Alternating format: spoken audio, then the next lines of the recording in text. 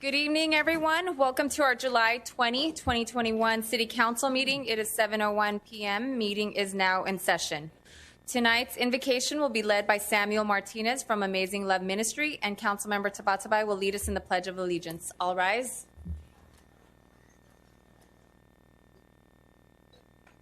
Thank you, Mayor. Heavenly Father, we are thankful this evening for the freedoms that we enjoy in our beloved country. Father, we ask you to protect our soldiers that are on foreign soil and those that are here domestically. We ask that you protect all of our police officers, Heavenly Father, especially West Covina's finest. Now, Father, we pray for our neighborhoods, that our neighborhoods will continue to be safe, and our schools, Father, will be safe havens. We ask that you grant wisdom to the city council, our city manager, Father, chief of police, all those that are in authority in our city. For you said to pray first of all for all those that are in authority. We ask for wisdom, insight, guidance, and direction. Father, we thank you so much for our city. And we pray that you help us all to work together to keep our city moving in the right direction. And Father, prospering our city, and our city continuing, Heavenly Father, to be a light in this valley. We thank you, Father, for West Covina. God bless America, and God bless West Covina. In Jesus' name, amen.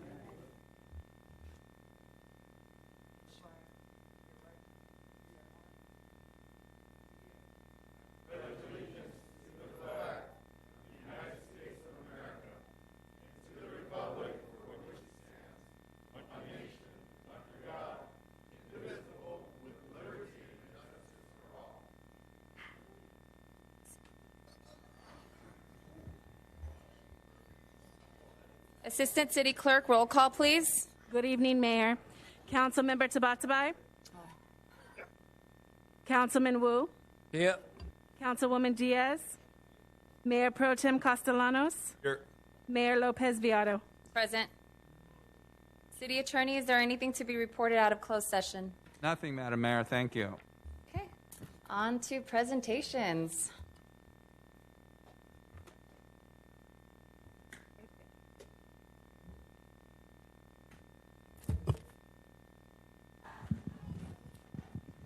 Testing, testing. Thank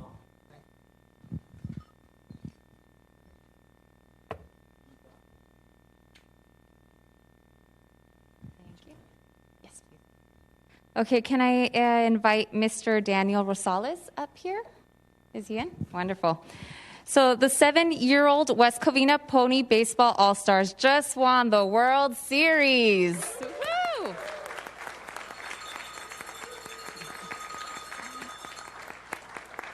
We wanted to see if the City Council can recognize these champions for bringing a World Series title back to West Covina.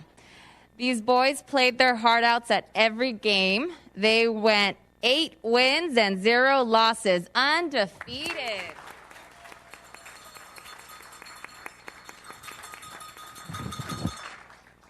The All-Star team consisted of 13 7-year-olds in West Covina. They beat out various teams across California. And here, anything you'd like to say? Actually, I'd like to bring the coaches up. They're the ones that did all the work. So, Vic. Very important. Coach Victor Pinedo.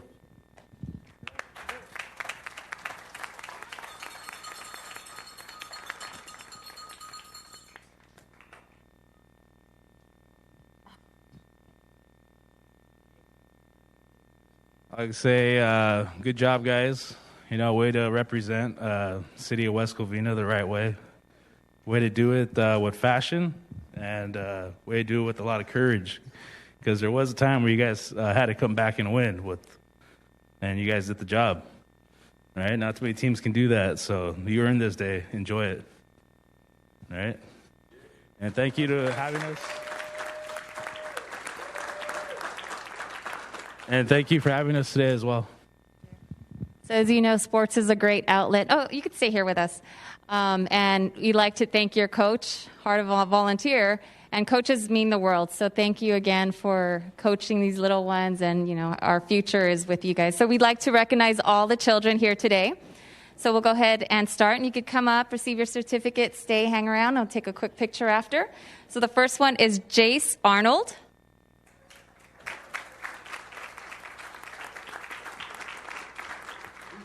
You could have him help you if you need to be. You could stay up here. Good job. Arlie Bruseno. Stay right here.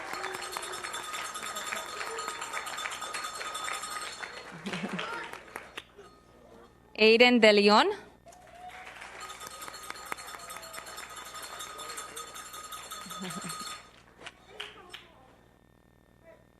Your world champion ring? Well, we'll get your ring after. World champion ring, can't lose that. Andrew Gayona.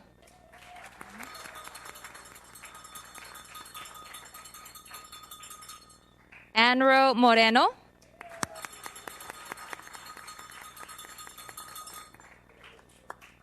Victor Pianado.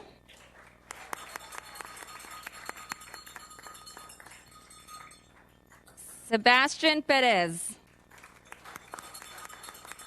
Oh, he's not here. Desmond Raglan. Max Rosales. Evan Ruiz. Julian Sao.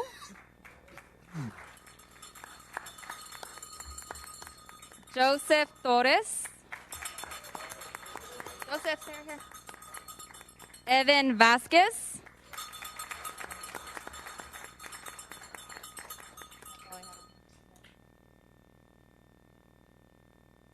So I just want to say congratulations. Did you guys want to say anything? Oh, we have one more. Oh, Victor. Oh, yeah, our head coach. We have our Victor. He's a coach. The coach. Thank you so much. Is there anything you'd like to say? You're in front of the whole council, the whole city. So, again, we appreciate you bringing the championship to West Covina. Woohoo! Say anything? No? Is there anybody who wants to say anything?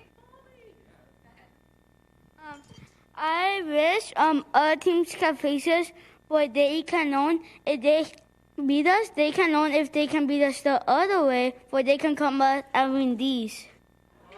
Is that the ring? Wow, look at that ring, the champion ring. That's a beautiful ring. That's why we can't lose it. So we're going to take a quick photo. So come right here to the front. Sure. Can I have Callie come up and say a few words to the kids, the president of West Covina?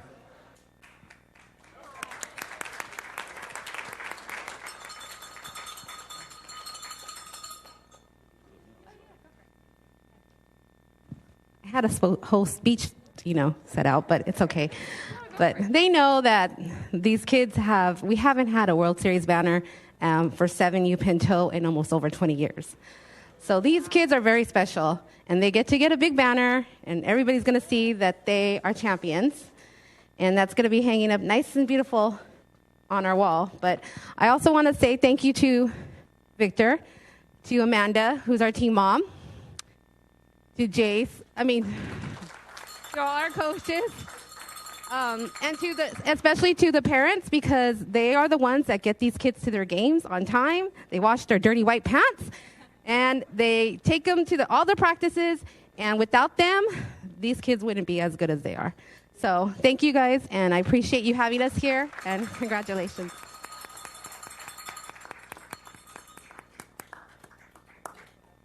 We'll take a group photo together. No, I need it for the other one. Why the coaches come up? Coaches. Go.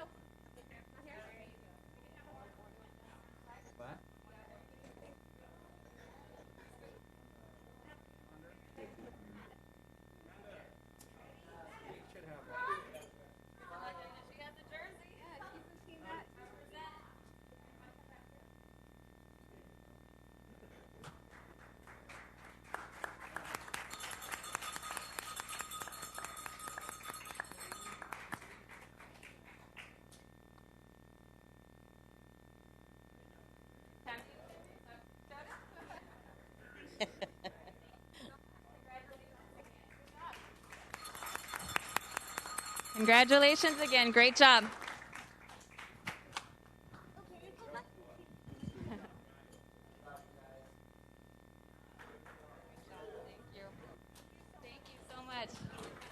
Hope to see you guys. Is it on? Hello? Yeah. Hope to see you guys all back here next year. Congratulations.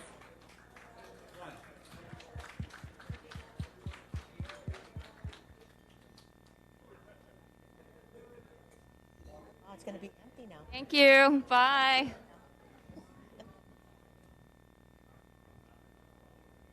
So up next, we'd like to invite Ms. Norma Quinones, Executive Director, to the front. Is she here? Okay, perfect. The San Gabriel Valley Conservation Corps is an excellent stepping stone to advance in non-traditional job training and education. The SGVCC embodies teamwork, self-discipline, determination, commitment, dedication, ambition, and responsibility. These characteristics are highly sought after by potential employers. Here you go. Thank you. Good evening. Will I be speaking here? Or? Norma, would you mind speaking into that microphone so we can capture it?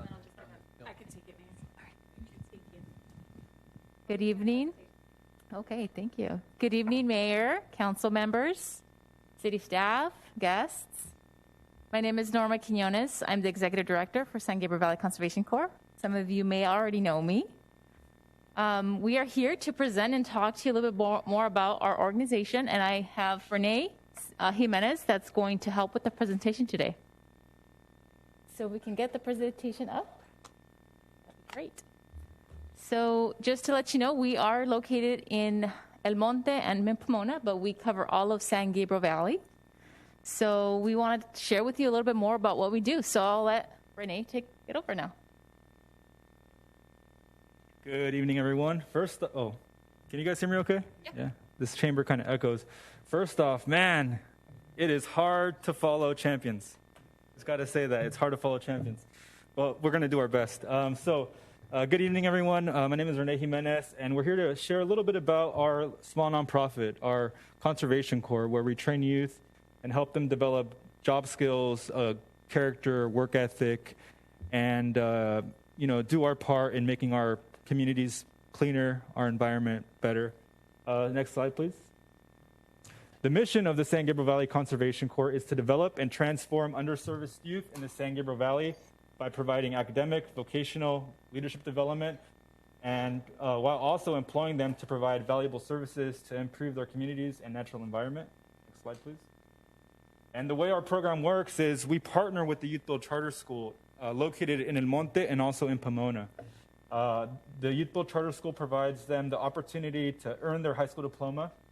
Our young people train from all San Gabriel Valley, so we have program participants in a few cities outside of El Monte and Pomona.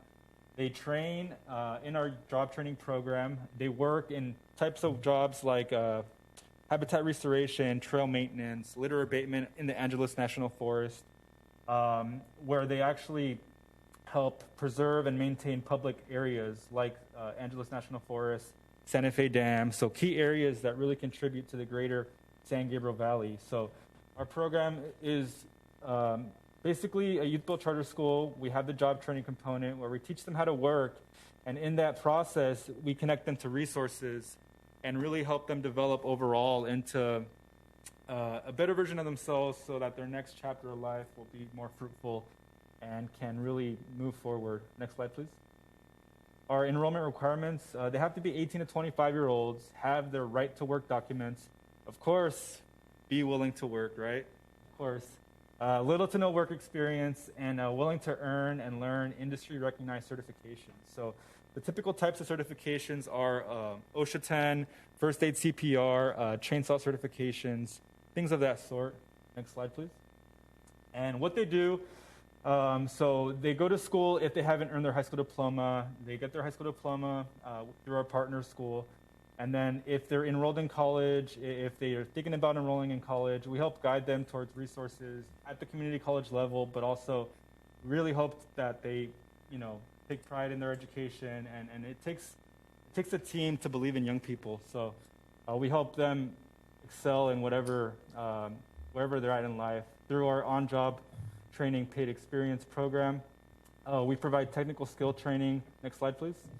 And we also provide them support services. So we try to identify barriers and remove them, like transportation, housing. We provide multiple services and referrals to other partners that maybe we don't have that expertise, but we try to best remove whatever barriers are in front of them.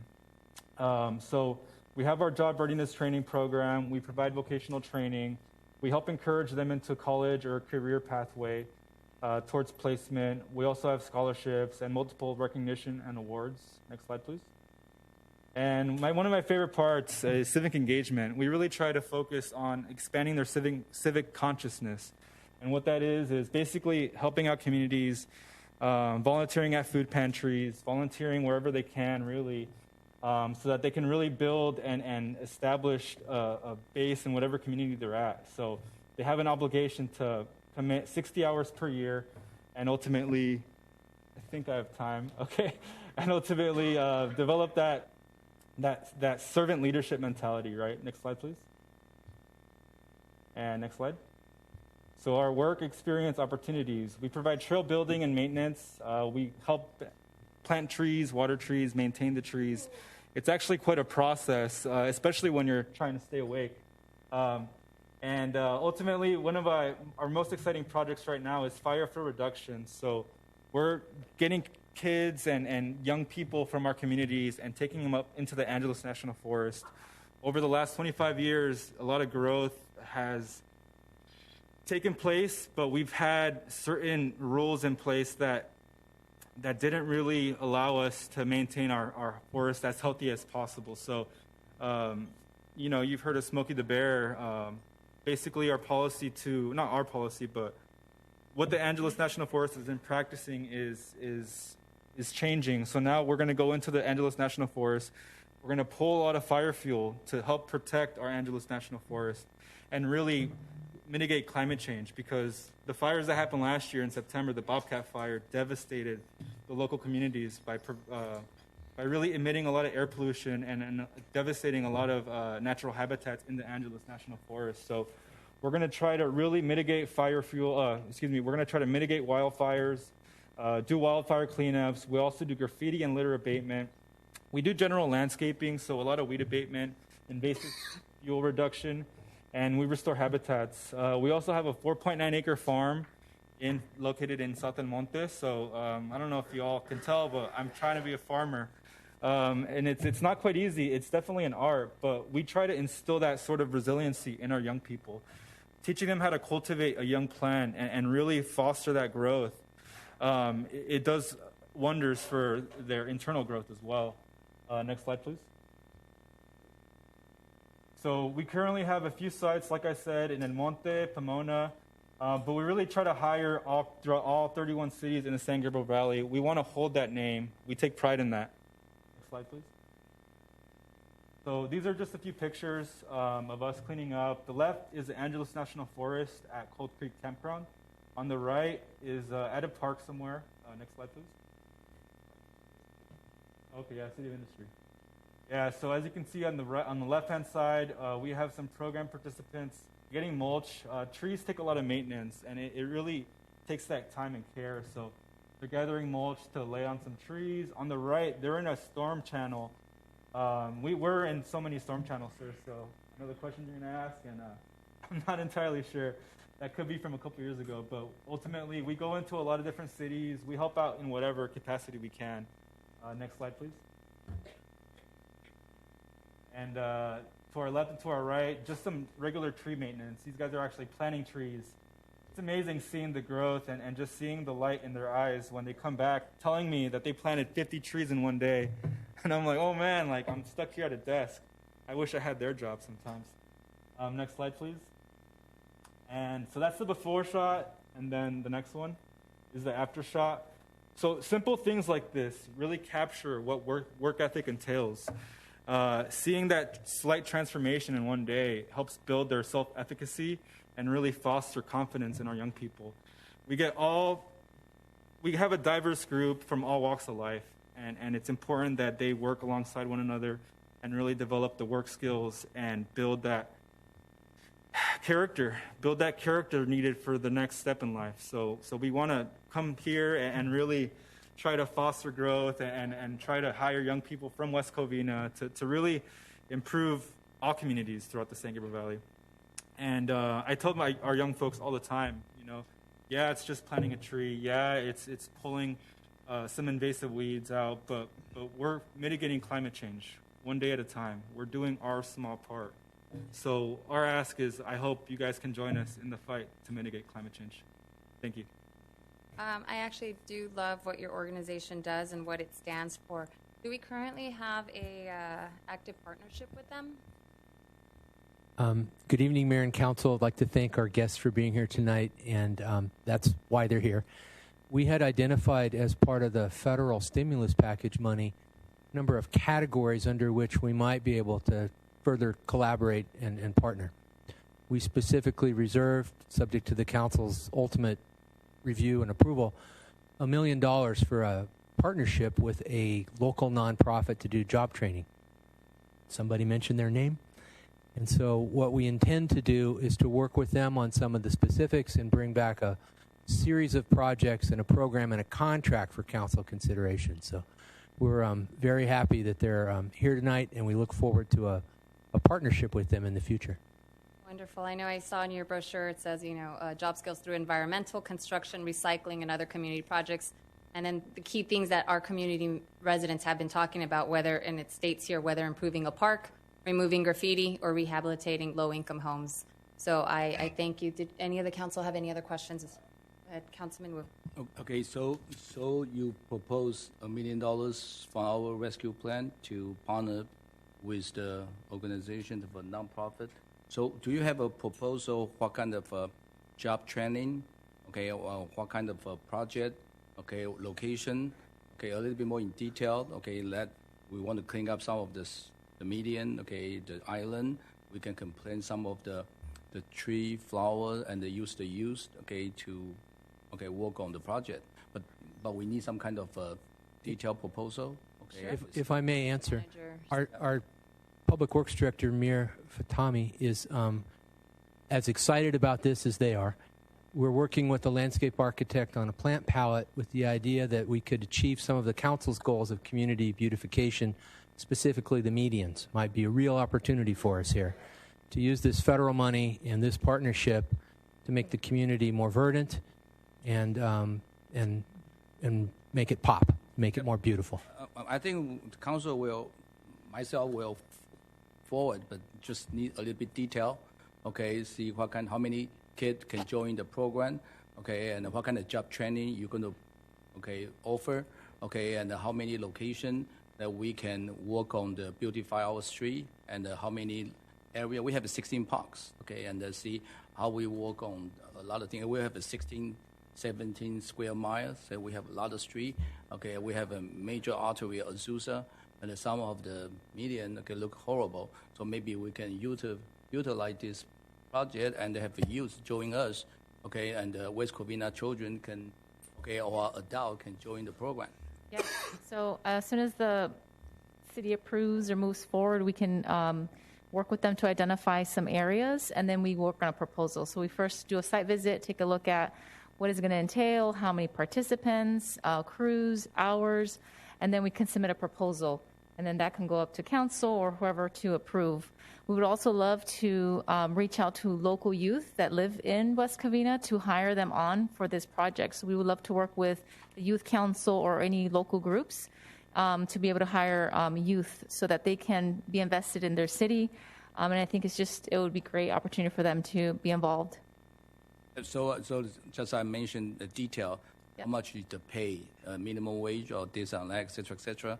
Okay, and the duration of the contract. What is, okay, the duration? Okay, we have a partnership with you. Okay, and then we have to review, see how you work. So in that way, okay, we can have a full contract with you guys. Sure. That's my suggestion. Okay, thank you. Thank you, Council Member. Anything else? No. Just thank you for the information, and we look forward to working with you. Great. Thank you so much. Have a good night. Have a good Thank you. Okay. So we will now move to oral communications. If anyone would like to address the council, please fill out a yellow speaker card and submit it to the assistant clerk. Also, to let you know, item number 10, the vote of no confidence on Gascon, is not a public hearing. So if you wish to comment, this is the opportunity to submit for oral communications right now to our city clerk. City clerk, how many speakers do we have tonight? Mayor, I have 12 speaker cards. I also have one item, number 10, we have an in favor for, but she does not wish to speak. Okay. Well, go ahead. So for the record, that's Miss Jerry Patras. Mayor, I have 13 speaker cards. Okay, continue. Our first speaker is Wayne Spindler, followed by Herman, followed by Moses Castillo.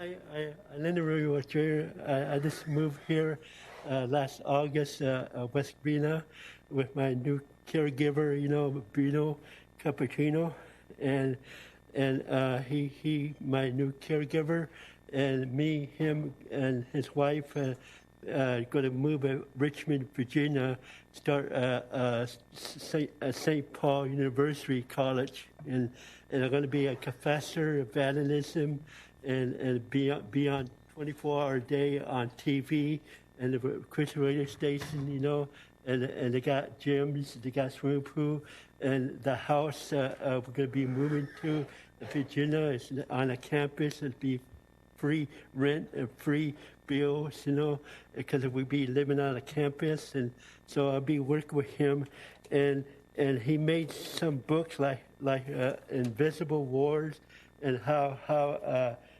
Michael Archangel rescue people and protect people, and we need to pray for protection all the time, and wherever we go, and driving a car, and have an angel protect us, and pray for the ambulance, pray for the police department, pray for our leaders, and scriptures, and Bible said we need to pray for our governor, our prayer for president, and our mayor, and our governor, and everybody. And we need to seek God first in the kingdom of God, and all these things shall be added unto you. And here's some business card, and this paper here. He's going to make a movie, Martha Boss to the Cross, a true story, a 2-hour documentary film. It's going to be on a computer, and it's going to be a movie, his life story, and when he was meet Sammy Davis Jr. and Dean Martin, the poker, in Las Vegas and New York, and how he got arrested and beat up by a police, and he used to own a tune restaurant, and he used to be a good poker player, win a lot of money, and this is his life story. He saw angel and demon, evil spirit, demon spirit, like a pain, the shoot arrow, like pain, like cancer pain, and when you pray and command it to go, and pray for the person, heal the person, anoint them with oil, and command that pain go, and that arrow pain will go away, and they will recover. Like my friend went to miracle service, got kidney stone, and Apostle Al wanted evangelism, and he prayed for a kidney stone, and she went to doctor, and kidney stone, never said no kidney stone at all. And then one time I have a trouble hearing my right ear. They took that big wax, and they took that big wax ear, and I prayed, and I had trouble hearing. And Robert, when I was living in Orange County, Robert speak to me. He'd say a loud voice, and when Kristen said something, and I didn't hear her, and Robert said, "Do you ever ride a bike?" And everybody laughing at my joke, because I didn't hear. Now I went to miracle service, and he blew 2 times in my ear, and I could hear better. And now I could hear, and I got healing there. And a miracle happened to everybody. And as long as we have faith and believe, and it could heal us, and it could touch us. And I went to the doctor, got my blood test, and I passed all my blood tests. My cholesterol normal, my blood pressure normal, everything normal. And so I passed the test, and a healthy person.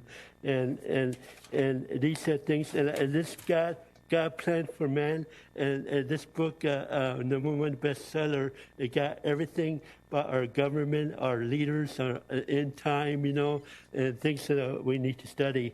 But God bless you. My time running out. So wish you to look up on TV someday.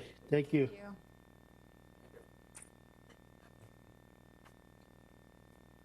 Herman, followed by Moses Castillo, followed by Elsie Messman.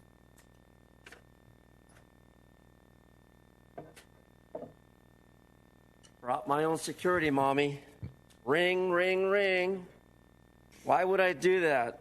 Well, systemic issues overall and programmatic discrimination. Why do I bring up these rules of decorum and their enforcement? Why do I speak about First Amendment? Because they contain the provisions for us to be heard. As you heard the fine gentleman before me speak from the heart and the emotion of what he's going through in life. However, what unconstitutes the impermissible prior restraints of speech, Mommy, it's been you. Mommy Mayor. Oh, please, sir, do not use that vulgarity. Oh, please, do use not that profanity. Oh, please, sir, do not say that. There are children in this room. No goddamn reason to prevent me from speaking out. I'm exercising what I know best, what you taught me, Mommy. When you get upset, you scream at the kids, you scream at me. You scream at us, you scream at them. But however, as you see, there's many recalls going on. Many recalls. And for what reason? The reason is because inadequate, delinquent, incompetent, incoherent people are running our cities to the ground. Stealing, embezzlement, fraud, like Los Angeles, who's going through an investigation now on the manner of how they spent COVID monies. Federal money you've been stealing all along when Barbara Fart and that stupid nut from Washington, Fauci, lied that we're doing a great job of recovering from COVID. Who's lying? What idiot is lying? I can't even go to a board meeting with Hilda L. Solis. Why can't I go there, Hilda? Why can't we all not go to a public meeting without a mask? Those especially who have been inoculated. Oh, now the dumbasses have to wear a mask on top of being inoculated after they lied to you. I haven't been inoculated in over a year and a half. 16 months from today, I haven't been vaccinated. I haven't died. You haven't killed me. Why? Because I know how to wash my hands, Mommy. I know how to wash my hands, Ms. Diaz. I know what social distance is, Brian. And you, Tony Wu, where's your partner of crime? Where's your partner of crime, Georgie? You want to do a background check on me? I'm right here. Check me out. USA. And why am I still here? Because I point out abuse of local government with fraud, embezzlement, and waste and abuse. Like you heard that presentation. Oh, we're going to hire 18 to 25 years old. No, hire somebody who wants to learn a trade. How to dig a ditch, how to use a broom, because many people don't know how to do that shit anymore. Let's be real. Let's be real. And then the lazy people that don't want to work and sit in their cars on the AC all day long and only work 3 hours at the parks. Because I've been a lot of parks. As you see, I'm as black as hell. And every time I see a public worker there, what are they doing? Sitting on their ass, 3-hour lunch breaks with the AC on in their nice truck that the taxpayers paid for. The taxpayers paid for that shit. So I think it's time that we sweep up all this mess. I brought the documents for the record, Mommy, regarding not just the recall on dumb Gavin Newsom now, but on all the recalls like Mr. Bonin from L.A., like Miss Ramen Noodle from L.A., like Mr. Dumb Fuhrer who wants to be the mayor. You know what I think of Mr. Fuhrer? He's a jackass, a moron, incompetent, stupid city attorney. No offense, but it's true. When you use slap, TROs, and you abuse me in the courthouses, this is where you fuck up. For the record. Thank you, Herman. Got you, Mommy. Ring, ring, ring, ring, ring, ring. Thank you. Next. Our next speaker is Moses Castillo, followed by Elsie Messman, followed by John Shoemaker. Good evening, Madam Mayor and council members. I'm sorry you had to endure all that. My name is Moses Castillo. I'm a retired LAPD detective. I'm a Marcy's Law representative, which means that I've been advocating for victims and their families ever since Gascon took office. We got phone calls from deputy DAs, prosecutors, law enforcement detectives, asking us to step in and advocate for their victims that were being impacted by these directives that Gascon has initiated. What George Gascon has done, and by the way, I investigated sex crimes and crimes against children for over 20 years in my career, so I get it. When I see the worst of the worst, I get it. In any event, what he's done, he's stripped away the ability for a prosecutor to fiercely advocate for their victims and the victim's family. Instead, he's advocating and favoring the criminals. That's not his role. That's not his job. A accused and a criminal, they have attorneys. They have public defenders. They have private defenders, attorneys to advocate for them. It's not Mr. Gascon's job to do that. Let me bring it home to you. At the beginning of this year, January 2, 2021, Gabriela de Haro Perez was murdered in your city. And to this day, the suspect or suspects are still outstanding. And I pray and hope that West Covina PD does catch the individual or individuals responsible. But my heart goes out to the family now, and even when they do make an arrest, because George Gascon, under his philosophy, under his directives, he's not going to charge them with the use of a gun. He's not going to charge them if this was gang-related for any purpose that was done for the enhancement of a gang. He's not going to charge any gang enhancements.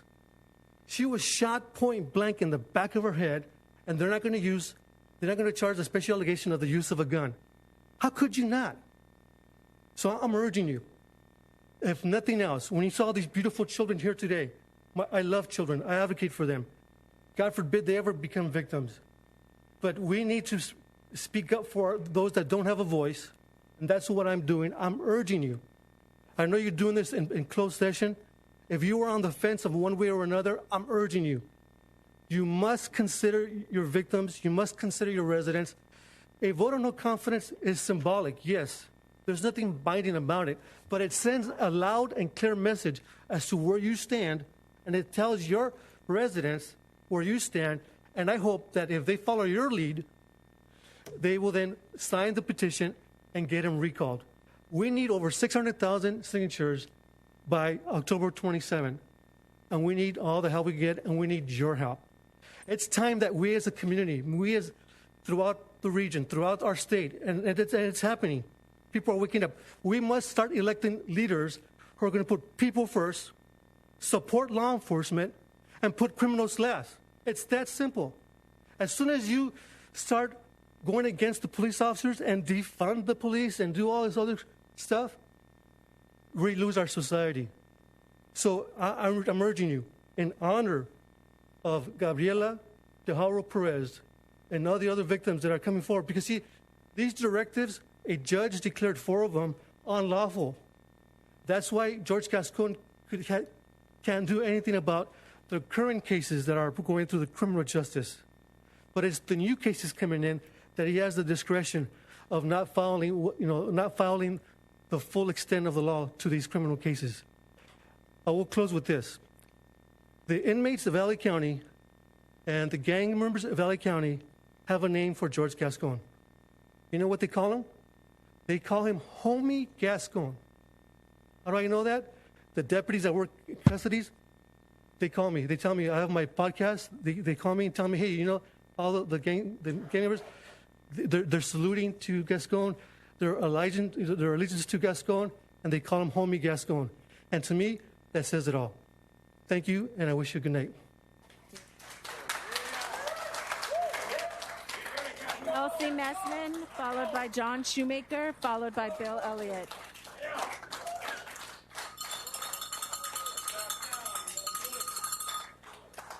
Elsie Messman, followed by John Shoemaker, followed by Bill Elliott.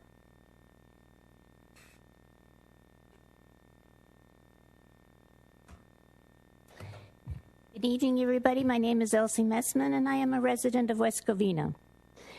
I'm sure council and staff are not going to appreciate what I have to say tonight. First of all, 4 council members do not listen to the residents, but they also want to silence a council member when he asks questions. This is not a dictatorship. Then when the state gave the city approximately $20 million due to the virus, the city has done nothing to help the people that were hurt by the lockdown. Putting up tents outside, adding plexiglass, paper menus, and wrapping silverware was just to name a few, are expensive. But this council seems to think that our finance manager needs new equipment to the tune of $1.5 million. Then microwave system infrastructures for city buildings for another $1 million. Then $98,000 for the health department. Unbelievable. Police and fire workers were paid for their services, yet they needed 2 plumber fire trucks for $1.8 million and a ladder truck for $1.7 million from the money they received from the state. If that wasn't enough, then they want to repair the fire station to the tune of $5.4 million. Do we really need 5 fire stations? I don't think so. If we need help, I'm sure Covina and Baldwin Park would help. On top of that, the police and fire communications equipment for $3.3 million. What were they doing before? And all of a sudden the city needs all this equipment. The people in their businesses that suffered the most are not getting anything. This is not what the people elected you to do. You should be ashamed of yourself. If it wasn't enough council, they added 10 maintenance workers, 10 police officers, and 10 code enforcement people. That's 30 more employees without knowing where the people are going, except for the police department. A lot of the work was contracted out. Does this council know what they're doing? It doesn't look like it to me. This is just for a re-election campaign thing. Just remember, you were voted in, but you can get voted out. Thank you. John Shoemaker, followed by Bill Elliott, followed by Steve Pritchard.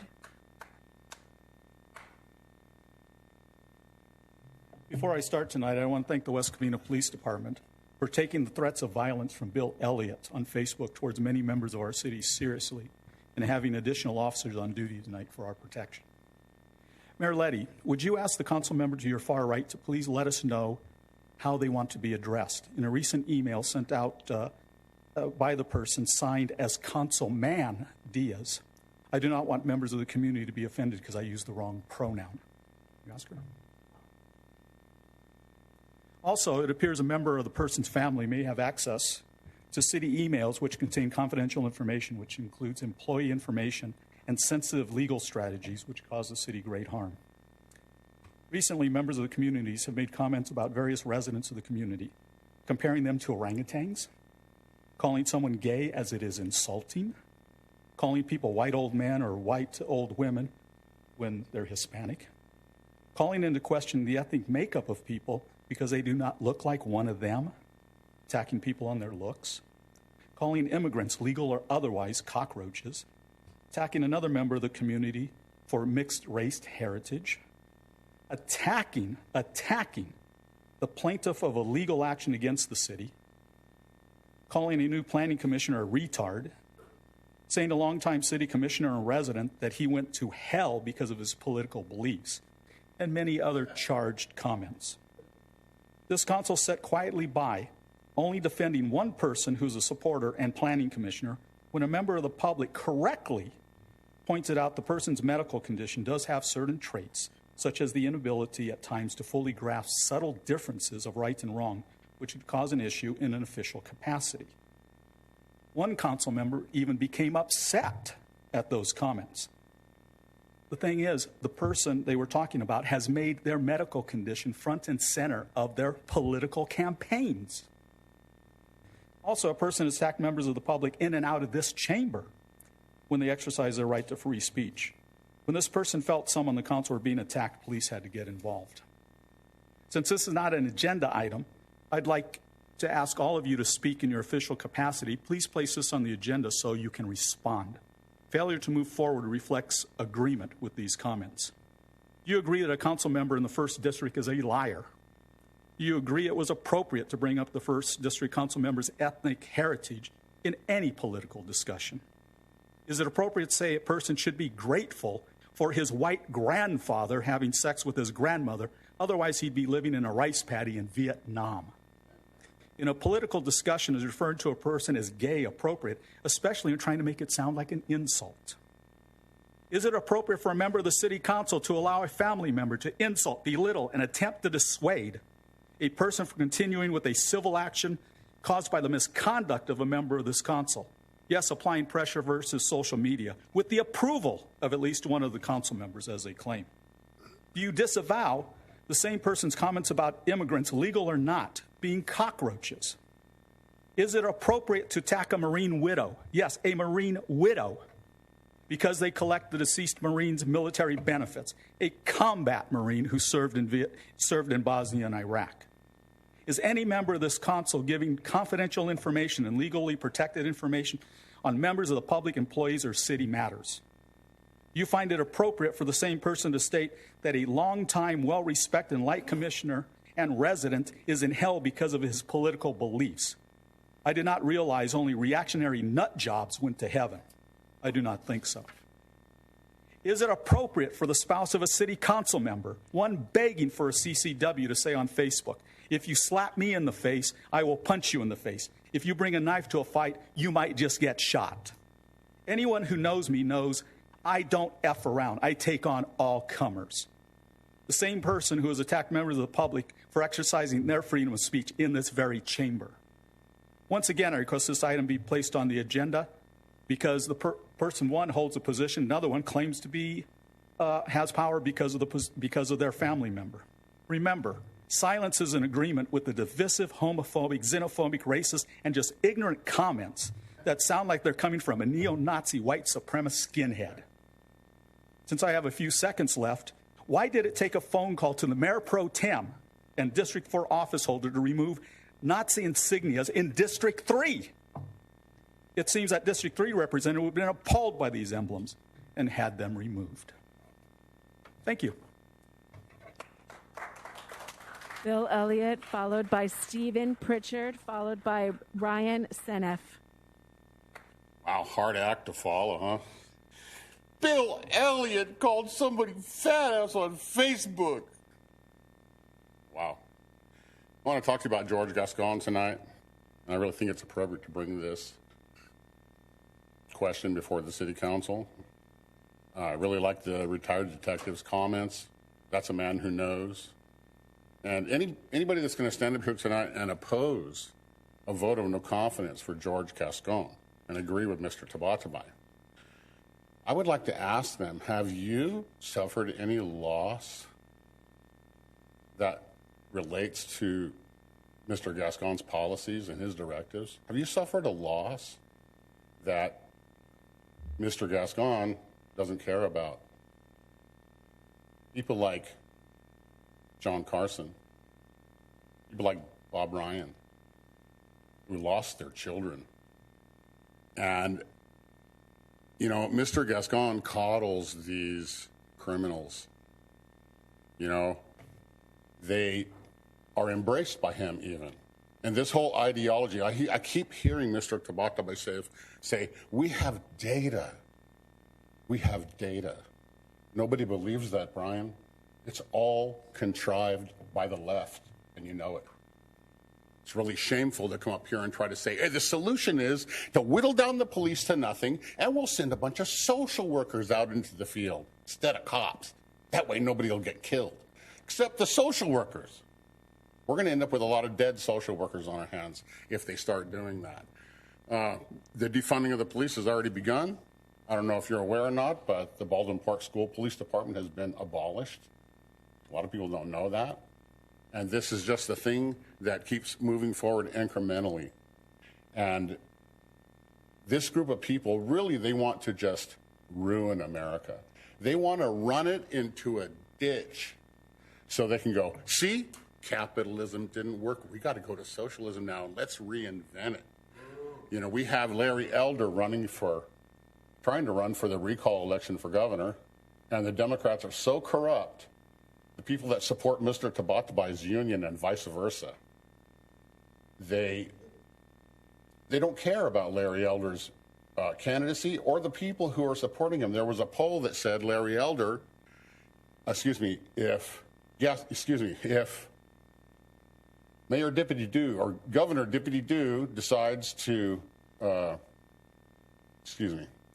if the governor is recalled and someone replaces him, they have to be on the ballot. And they're preventing Larry Elder from being on the ballot. Larry Elder was the subject of a poll, actually not Larry Elder, but the governor's recall was on a subject of a poll, and the question was, if the governor is recalled, who would you support if you're voting to recall the governor? Because if you support the governor, you don't get a vote. You don't get a second vote. But if you were going to vote to recall the governor, who would you vote for? 53% said Larry Elder. And the Democrats are deathly afraid of him, and they are working hard to try to prevent him from running for governor. And here he is, very successful black man, attorney, pundit, radio host, and they're afraid of him, and they don't want him in there because they know what Larry Elder will do as governor. As far as Gascon goes, I don't see how in good conscience that this city council can't take a vote of no confidence tonight and vote no confidence in George Gascon. He is the worst DA. Guys, audience, please. He's the worst DA we've ever had. This is unbelievable, his directives that he has set forth that favors criminals over victims. It's like we're in upside down and backwards world. It doesn't make any sense. They are making West Covina a more dangerous place to live and work and have a home. And all these criminals that some of them have taken innocent lives for absolutely no reason. Oh, let's put our arm around them and give them a hug. Maybe their dad didn't live at home or something. Maybe they were raised by a single mom, and every other excuse in the world as to why they turned out to be a murderer. If you can't hang with the big dogs, stay up on the porch. Let's get rid of Gascon. Vote no confidence tonight.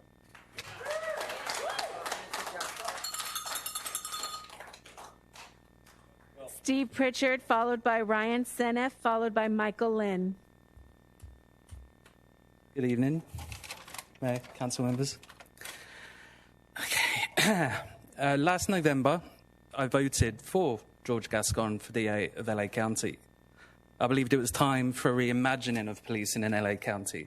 I now understand the West Covina City Council plan to declare no confidence, and I, as a local resident and homeowner, urge you to reconsider. Under Jackie Lacey, our prison network, designed to hold 85,000 inmates, was filled with over 165,000 people, disproportionately black and Latinx. Medical care, mental health treatment and rehabilitation has taken a back seat to the admittedly lucrative but ultimately failed prison industrial complex. It does little to keep us safe, but leaves many stuck in a perpetual incarceration cycle. Although barely given 8 months here to be judged on his job, perhaps we can look to Gascon's 8 years in San Francisco. Violent crime reached its lowest since the 1960s. Let's not get it twisted. His policies have historically been successful when given the chance. Gascon ran on curbing the excesses and inequities that haunt criminal justice in Southern California. He's aiming to minimize the damage that excessive sentencing does to the Black and Latinx communities who suffer from the systemic history of punishment since the birth of the nation. Gascon's most prominent opponents appear to be Sheriff Villanueva and other county police unions, and I, for one, am shocked, absolutely shocked, that these leaders wish to object to increased scrutiny and oversight of their work. Shocked. Also, Google LASD gangs. Myself and other LA County residents voted for a path towards criminal reform and away from the policies that led to the tensions we see boiling throughout the nation. Last summer's self-evaluation of systemic inequity led many to rethink their privilege and what can be done to use that privilege for those without it. So, 19,752 West Covina residents voted for Gascon.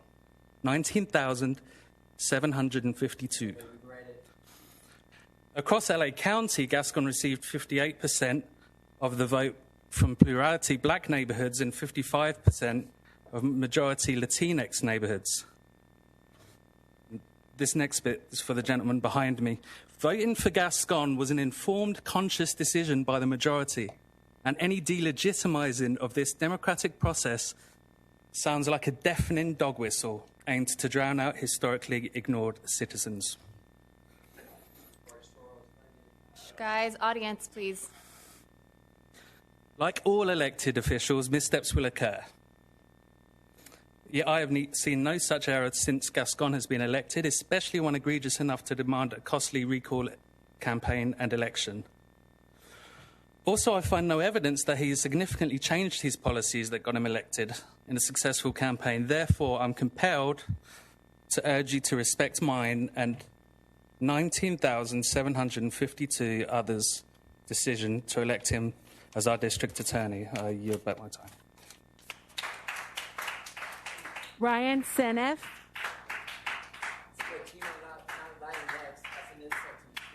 Ryan Seneff, followed by Michael Lin, followed by Rosie San Juan.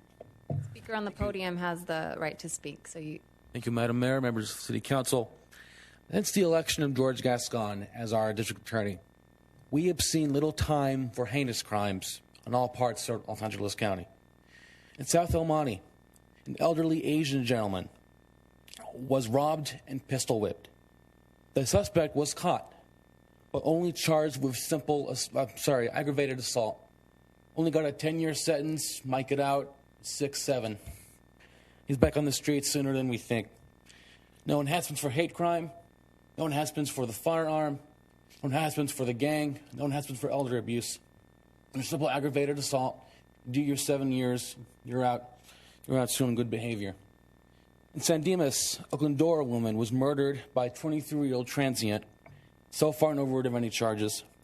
In West LA, an elderly rabbi was chased down by a group of pro-Palestinian protesters in their SUV. No word of any arrest, and no word of any condemnation from Gascon's office. Only silence.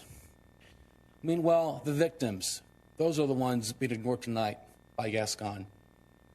One of his directives was to no longer allow prosecutors or victim advocates at parole hearings, leaving the victims to their own devices when facing the crocodile tears of a suspect that murdered their brother, their sister, or their son or daughter. More and more cities like this one, made up of proud immigrants from all backgrounds, all economic backgrounds, gender identities, and so forth, who come to America for the guarantee of safety from criminals, freedom from fear, are also saying with one voice, Gascon's silence is violence. 100,000 plus residents of Los Angeles County and County have come together in 2 short months in one voice saying the same. Gascon's silence is violence. So when you vote on item 10, please remember Gascon's silence is violence. Thank you very much, Madam Mayor.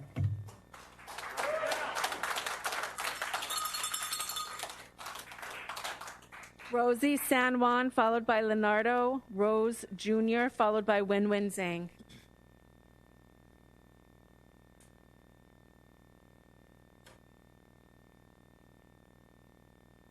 Hello, council members, people in the audience. I'm here to talk about the vote on no confidence for George Gascon.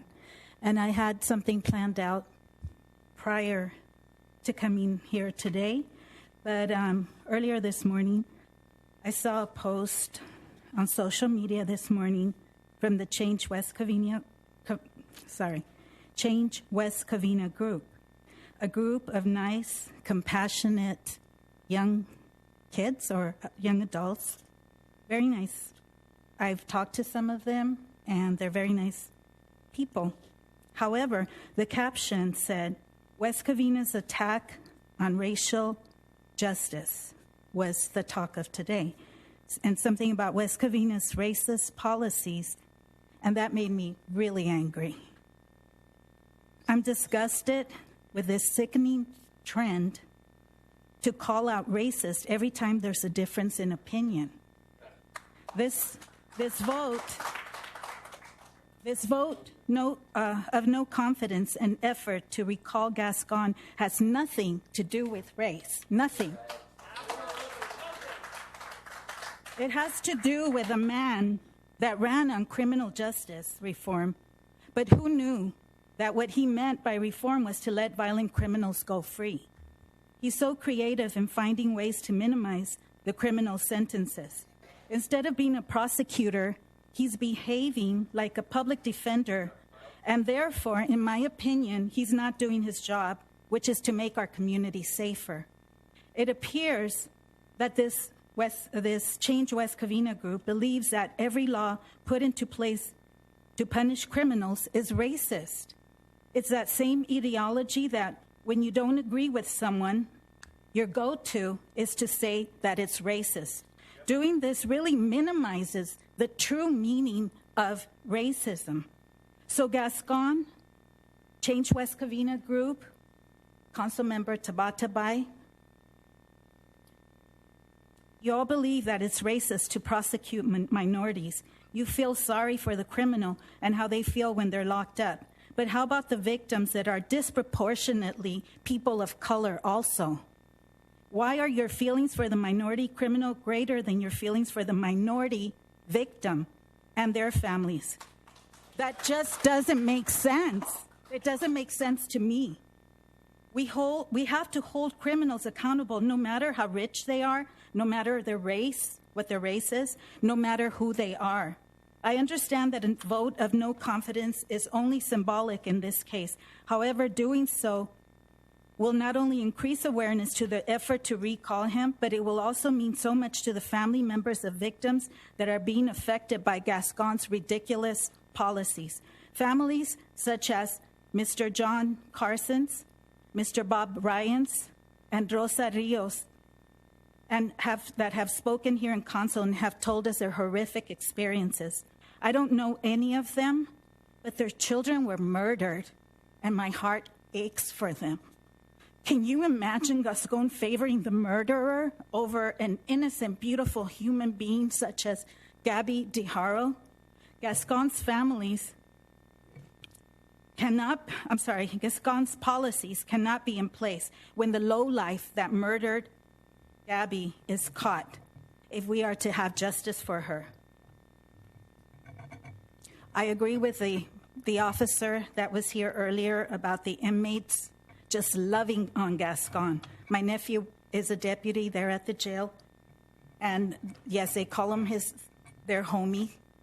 They're just loving him because they get out sooner, or there's a chance that they're going to get out sooner. Also, let's see. Anyway, whatever. Crime is up mostly because criminals were let out due to COVID, which was so stupid to let them out. But now more criminals will be left out if Gascon can help it. So we need to work to not let this happen. Please vote. And don't just consider, but vote no confidence on Gascon. Thank you very much.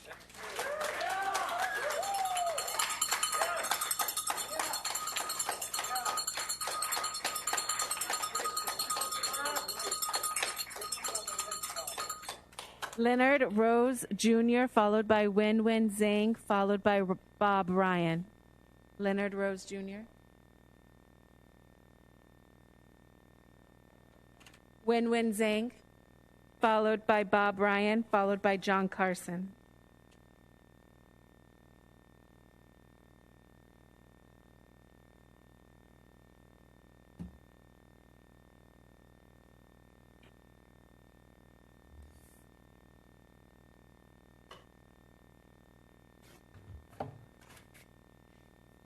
Good evening, Ms. Mayor, City Council members, the City Manager, staff, and everyone in the audience and watching at home. My name is Wen Zhang, and I'm the West Covina Library Manager. West Covina Library is closing for deferred maintenance. The last day of in-person service is this Friday. And sidewalk service and the phone service will be available starting next Monday, July the 26th.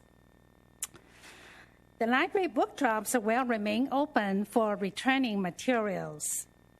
And,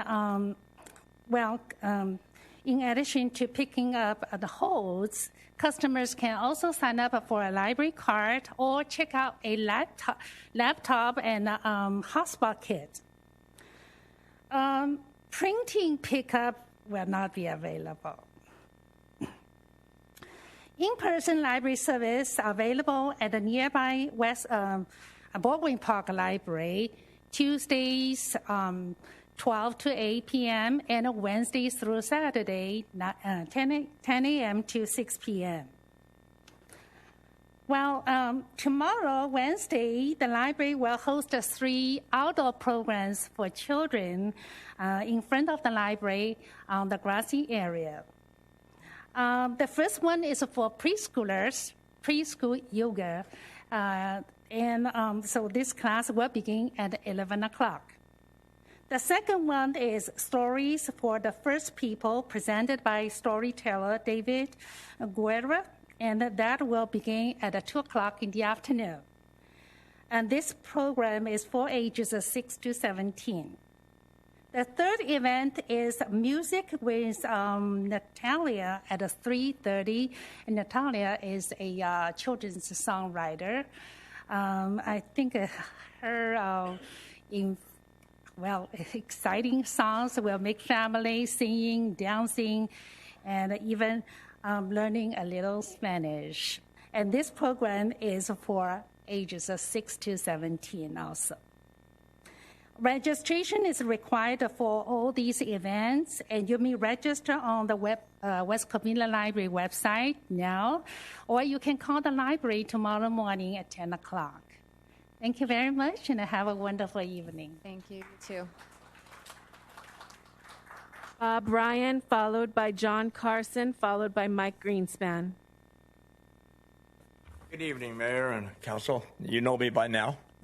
Spoke here several times. I'm just going to briefly highlight my situation for these young people and the people that are saying how great Gascon is. Not a one of them is a victim. Not a one of them has a clue what it's like to have a homicide detective knock on your door in the middle of the night. Now, they're going to try to convince you this is racial. There isn't nothing racial. The only reason they say it's racial, they don't have an answer. They don't have a good comeback. Everything in our world right now is, as soon as somebody doesn't have an answer, oh, it's racial. It's racial. There's nothing racial, Council. Remember, this is not a racial thing. My story is, for you people out there that don't know, briefly, my son was murdered along with an 18-year-old Finn right down the street down here. Robbed, shot 5 times in the torso, once in the head. The other boy was a witness, shot him once in the head. They carjacked a van, threw the lady in the street, pointed the gun and said, I'll blow your damn brains out if you talk. They threw the 2 bodies in the back of the van, drove them out to Victorville and dumped them in the dirt. We found those 2 boys laying in the dirt, wrapped up in curtains 8 days later. This is a man here that's a real victim, not paid for by George Gascon or George Soros. A real, genuine victim, folks. The gang member had many previous felonies and used a gun.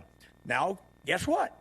Gascon says, oh, let's let him go easy because I'm going to take off all the special enhancements, all the special circumstances. I don't care that he had multiple felonies. I don't care that he's a gang member. I don't care that he used a gun. I wasn't going to speak tonight. I was going to be quiet until these people started talking about racial. Then that brought my attention up. That brought my attention. This is not what this is about. We need to, and they say West Covina is racial. Somebody made that comment. I grew up in West Covina. There's nothing racial here that I've ever experienced. And to me, there's only one. There's only one group. Only one. It's the human race. We're not divided by black, white, green, whatever. It's the human race. We're all one in this country right now. And people are trying to convince you. Excuse me. One person speaking. Thank you. People are trying to convince you that we need to divide this country and tear this country apart because everything is racial. It's not racial. There's nothing racial about this. They tried this in Laverne to the council last night. It didn't fly. Laverne voted no confidence. Walnut voted no confidence. Covina has voted no confidence. Every city surrounding us has voted no confidence. Many more are coming. Cities are seeing through this claim of racism. We have to vote no confidence and not fall for this nonsense. By the way, my son was Caucasian. The young man with him, 18 years old, Jacob Dominguez, a Mexican. Now, I don't know where racial came into that for sure, into that murder. Jacob Dominguez was getting ready to go in the Marine Corps. Very soon, right after he was murdered, he was going to go into the Marine Corps. How dare anyone try to convince the council that recalling Gascon is a racial situation? That's a slap in my face to real victims like myself and John Carson back here. None of you have had to go look at your son's body that's been brutally blown to pieces. You don't have an idea what that's all about. You Gascon lovers don't know.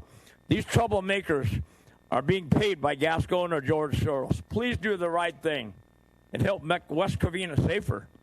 I can't bring my son back. I can't bring Jacob Dominguez back.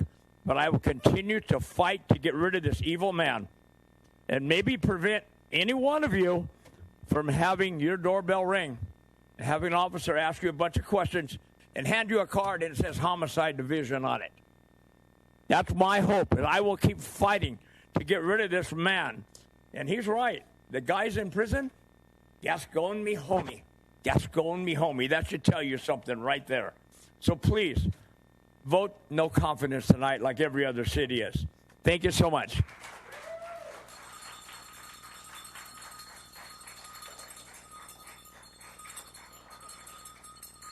John Carson, followed by Mike Greenspan, followed by Karen Roseberry, excuse me. Okay, I'm not going to be that long. Madam Mayor, council members, my name is John Carson. I'm a father of a murdered child. I need everybody to understand one thing about the vote of no confidence in the recall of George Gascon. This has never been about race or party lines. It's simply about justice for victims and a DA not following the law. I personally didn't give a damn what race or political party my prosecutor was. It was all about seeking justice for the murder of my daughter, Michelle. I also didn't care what race the murderer was. I just wanted him found, prosecuted to the full extent of the law.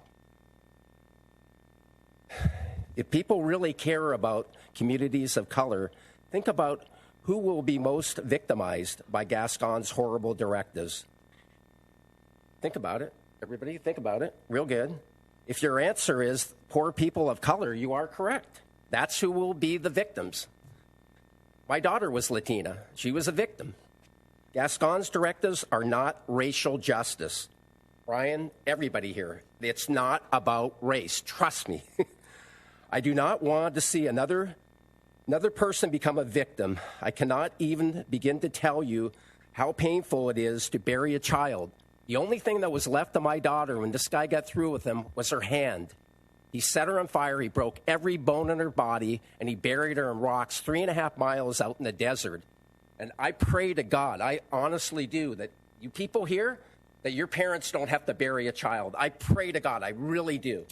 Because Bob will tell you, any murdered victim's family will tell you it's the worst thing that could ever happen to a human being. What Gascon is doing is not reform. It'll only create more victims. I shouldn't have to remind any council member this is all about the safety of our community and not about your personal agenda. Please vote no confidence.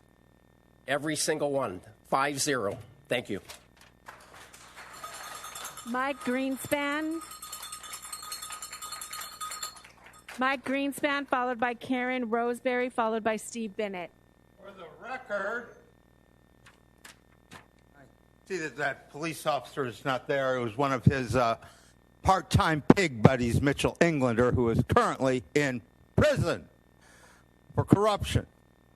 Yes, we're really safe in L.A. with pigs like that. After all, I want to thank our pastor for remembering Jesus. Now, if Jesus tried to get some Christmas dinner over there at that Broad Hill de Salice's Jonathan Club with their camel jockey husband, he'd be refused. If he tried to get Christmas dinner at Tim Tebow's Timuquana Country Club, a fellow Gator, Tim Tebow would bodily throw Jesus out of the dining room. He's Jewish. I'm sorry, Mr. Christ. We only have Christian members at Timuquana Country Club. Just for all those people that ask, what would Jesus do? Now, as far as the people who have no confidence in Gascon, let me give you 3 words of advice. Buy a gun. Yes, that's right. Hey, even David Lacey owns a gun. He waves a pistol at everybody on the porch. That's why Gascon got elected. Jackie Lacey almost got reelected, the incompetent cunt, but she didn't. It's because her dumb Schwarzer husband has to wave a pistol at people.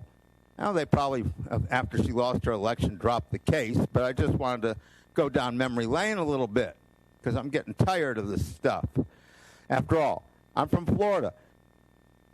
You come into the house, we shoot you, the police officer arrives, and the person's falling out. Mr. Greenspan, drag him back in. I'll be back in half an hour. We're a drag him back in state.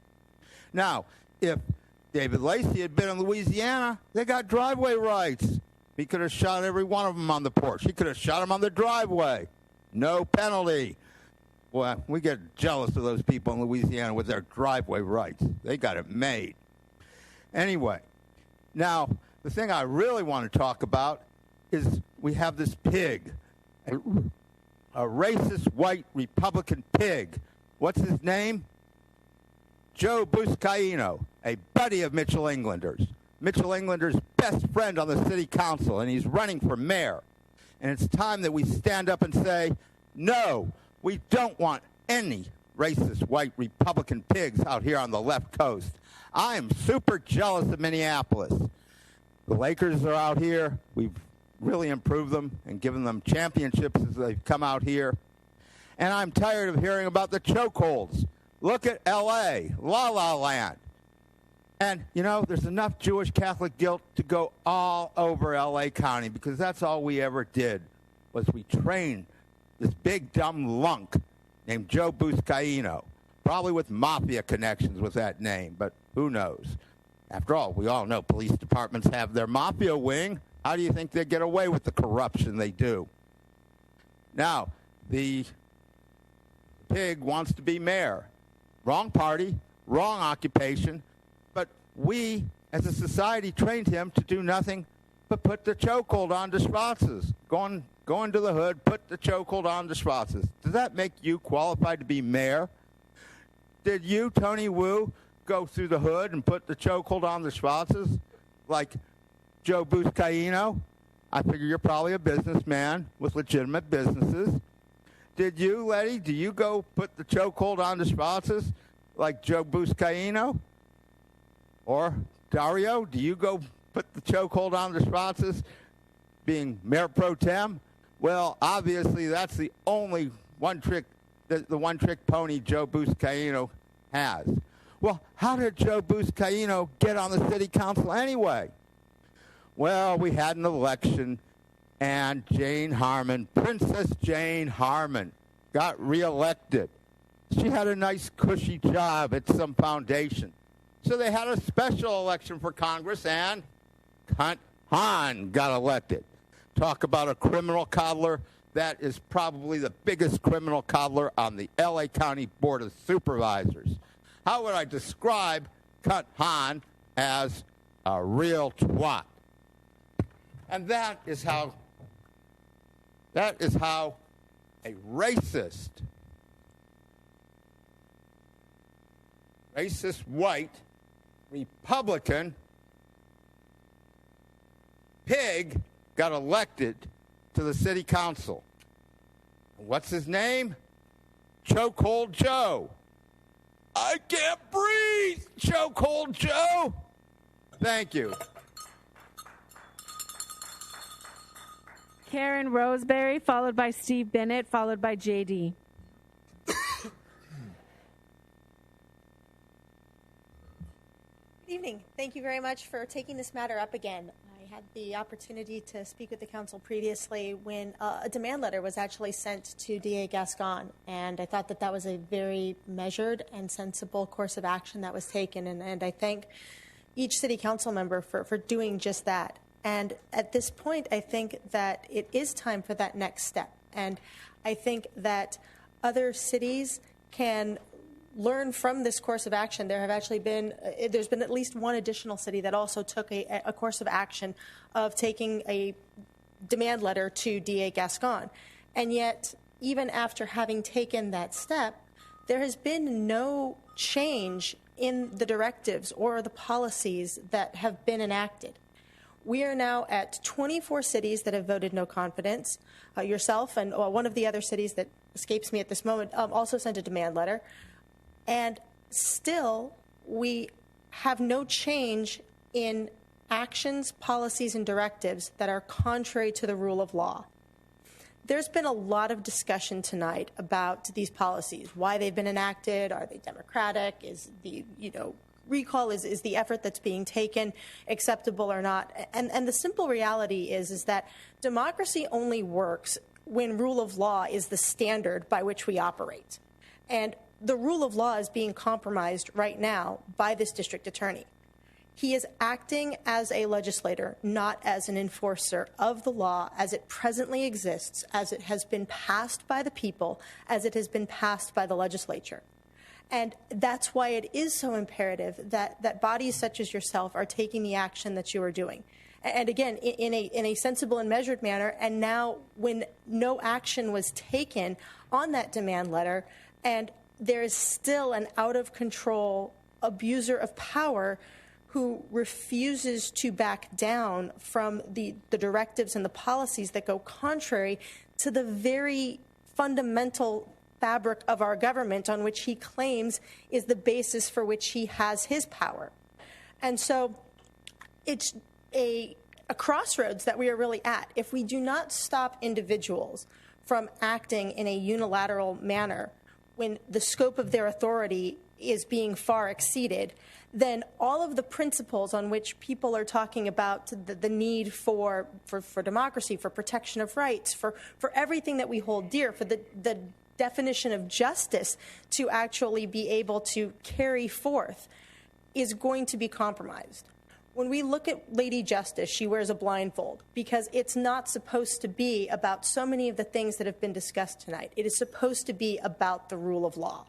And we have codified in our penal system exactly what the appropriate sentencing is, and there is discretion for that. And that's why there are judges who actually hear each particular case, rather than having broad brush directives that dismiss before ever coming before a judge a whole list of quality of life crimes, dismissing special enhancements that in many cases are fundamental to that particular case, and the charges are appropriate, and that's why they are in the legislature's codified rule of law that is supposed to be our system of government. It is deeply disturbing for this citizen when we hear that an individual has been elected and they are unchallengeable for, until their next election. That's not how our system of government actually works. And yes, there is the process of a recall, and the recall is separate from what your body and what this city council and what so many city councils throughout the county are doing. But they do work in a conjunction and in hand with one another. The people have to hold their elected officials accountable, and yet they also look to other elected officials to aid in that process. We have that system of checks and balances.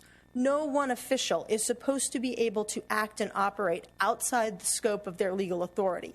And that's why we have separation of powers as well. And that's why we have the opportunity to voice these sentiments, even if they are symbolic. It is a way of coming forth and saying, you have gone too far, Mr. District Attorney. You were elected to enforce the law, not change the law.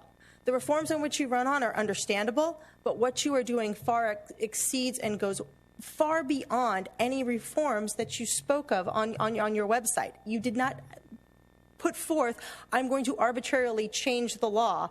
That would have raised some red flags and probably gotten a few people to rethink their votes as well. Thank you very much for your time. I appreciate it.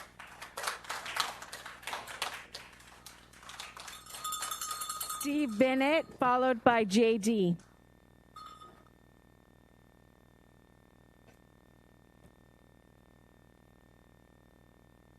Good evening, City Council. Steve Bennett, lifelong resident of the city of West Covina. I'm going to give you guys a little break from Gascon for a second. I'm sure you'll appreciate that. I'm sure there'll be more behind me. But I'll ask you guys a question. I know it's a one-way communication here, but just nod ahead. You guys all are concerned about the environment, I believe, correct? I mean, you can nod if you'd like, or you can ignore me and not. But here's the answer of what I'm kind of going to. The governor a couple weeks ago mentioned that we're in a severe drought. Of course, we all know that. We live in California. We live in this severe drought situation. We've had countless flex alerts, conserve electricity. But on the agenda tonight, and I know they're public hearings, but I'm going to speak now, you have two precise plans that are going to add over 200 units to the city of West Covina. So for every gallon that I save in the shower, for every watt that I save at my house, we're building 200 more units to get rid of that. Right? So we have a severe drought in California. Let's rethink some of these developments, because all you're doing is wasting some of those resources. We're doing stack and pack. You're putting 3-story positions out here, and they're just going to use up all the resources that all of us are being asked to save. So I guess it's not that important that I save then, right? I mean, what's your stance as a city council? Do you guys support the environment, or do you support development? It's a tough call, because you want the tax dollars from the property taxes, right? So you can get more police officers and more services and all that kind of stuff. I get it. It's the way government works. But the answer is for every gallon every one of our residents saves, those 200 plus whatever other ones you approved at Pioneer School, those are all depleting our resources. So the reality is are you concerned about the environment? Does the city have a stance on that? Because I don't think you guys do. And tonight we're going to see if you vote him in. Now, I'll give credit to the developer at Vincent School. He's at least worked with residents. I'll give them a lot of credit, because the Pioneer one really wasn't all that great. Those are set for public hearing later. Yeah, I'm not going to speak at public hearings, so I'll be good. So basically at this point, I just wanted to let you know where I stand on that. I'm going to switch gears, and this is where I bring you back to Gascon. So tonight you've heard from a lot of people who are for the recall of George Gascon. I support that. I don't think he is good for our county. There's way too many things that are evidenced by that, by his policies, which are contrary to the legal system. But something that kind of really surprised me tonight is a gentleman came up here and said 19,000 plus West Covina residents voted for Gascon. Okay. So I'm hoping he thinks that those 19 are going to vote to not recall him. Otherwise, he wouldn't be worried about it. Because the reality is, all a recall is an opportunity to reaffirm for those who support Gascon. If they really have the votes, it's an opportunity for them to reaffirm that he was voted in by the people. Or maybe it's an opportunity for the people who don't want him to reaffirm that he shouldn't be here. Like I said, I'm against him. But I love the democratic approach to voting. I love that. Because the person who gets the majority wins. I've been on the losing side of a vote. I know what it's like. I ran for office. I lost. Okay. That's life. You win, you lose. It's kind of like sports. There's a winner and a loser. You know, I don't want a participation trophy, but I'm going to stay involved. Well, if Gascon loses, great. That's the way it works. But if the gentleman back here who says he's got 19,000 votes that voted in West Covina, start calling him, dude, because there's going to be an election again. And you know what? I hope all 19,000 show up again.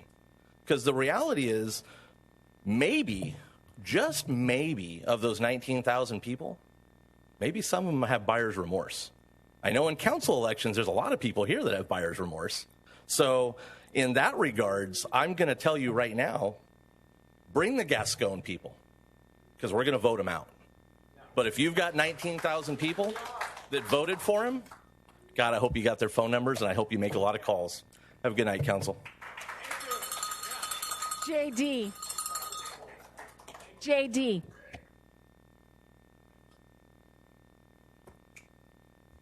Good evening. I'm not here to talk about Mr. Gascon. I'm here to talk about, harking back to last meeting, there were two issues that were brought up, one by you, Ms. Mayor, with regards to the Quint. No, actually, the Quint was not brought up by you. I believe that just somehow came up. But the one that you did address was the issue of the credit cards, the number of credit cards, the use, the monitoring of the credit cards. And I know that issue, having seen a audit committee recording, was also a concern brought up by one of our elected officials to the city manager and the finance director approximately 3 to 4 months back from last meeting. I believe you were in that meeting, Mr. Dario. And the answer then was, I don't know how many credit cards are floating around the city, their use, how they're tracked and monitored. That answer was again given last month to this council, to you, Mayor. One of the police officers came down and threw out a lifeline, but in so doing, that police officer disclosed that one of the flags that whoever it is that's monitoring the use of those cards is whether they use it to fill up their tank using high octane versus low octane. Seemed kind of wishy-washy way of monitoring what I think was identified as almost $500,000 worth of use. And she was allowed to get away with not really explaining why she, knowing that there was a deficiency in the tracking and monitoring and identifying who has those credit cards in the city, wasn't put in place 4 months back. Now, I hear often that employees are our greatest assets, but when they screw up, it's your responsibility to call them on the rug. It seemed like they got a pat in the back and allowed to walk away. At that same meeting, something similar happened. And that is that the fire chief came up here and disclosed that, you know, the Quint that they borrowed from, I believe, Laverne, was going to be returned. And some of you council members started asking, well, what's the deal with our Quint? It's a brand new truck. Mr. Wu said, hey, we, jumped on it and bragged about it. And in the course of that discussion, it was disclosed that first a transmission problem or a rear end problem, or then the transmission or vice versa. But in any case, no one ever bothered to check whether this thing was still under warranty. You brought that up, Mr. Dario Castellano. You said, hey, what about that extended warranty that we paid for? the price for the quint, $1 million, Mr. Wu? Tonight I hear Mr. Wu follow the presentation by kind of offering another $1 million. And I'm thinking, how is it that this city is so rich that our city council, which is charged with ensuring that the purse is not only approved, but managed properly, allows things like this to take place? Now, it's hard for me as a resident to accept that the employees are our greatest asset, if they themselves come up here and say, you know what, yeah, I screwed up, but sorry. I don't know what to tell you. Yeah, we didn't check the extended warranty. The city manager didn't check. The assistant city manager didn't check. I guess person cuts out the check to pay for the repairs, didn't check. Not sure how much we paid to repair the quint. Transmissions and rear ends on $1 million truck like that must have set us back a few bucks. And certainly not knowing the number of credit cards that are floating around in the city that amount up to $500,000, that's embarrassing. If this was in private industry, heads would have rolled. But for some reason, tax dollars don't seem to carry that same level of priority. Thank you.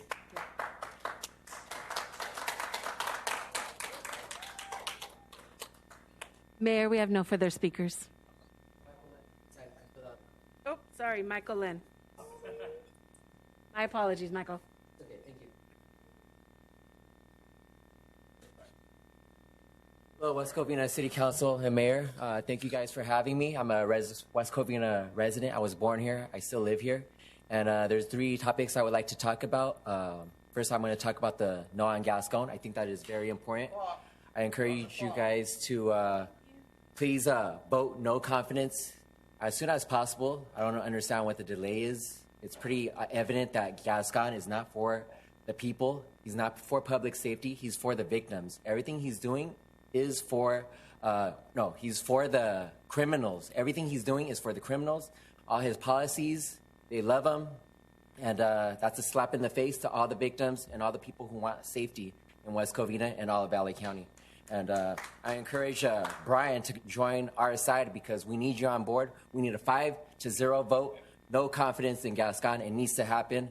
And anyone who votes yes, clearly you are not for the people. You're not for public safety. We're going to vote you out in the next election. So that's number 1. Number 2, I want to talk about the vaccine problem. The VAERS reporting system has now had the deaths directly from the vaccine at 9,000. So that's 9,000 people that have died from the vaccine. I don't understand why there is still a push to get people to be inoculated when there's a shot that's this dangerous. It's killing people. I understand there's people who do want to take it, and if they believe in the vaccine, you're more than welcome to. However, the other side is not being heard. There's doctors who are coming out talking about the side effects, the consequences of this. They're warning people about what's happening. They're doctors who are actually serving patients who are coming down with the side effects, and how come their voices are being silenced. Social media is silencing them. YouTube, it's not on the news. The news only pushes one side, and that's a problem because people need to get information from both sides, and only one side is being offered.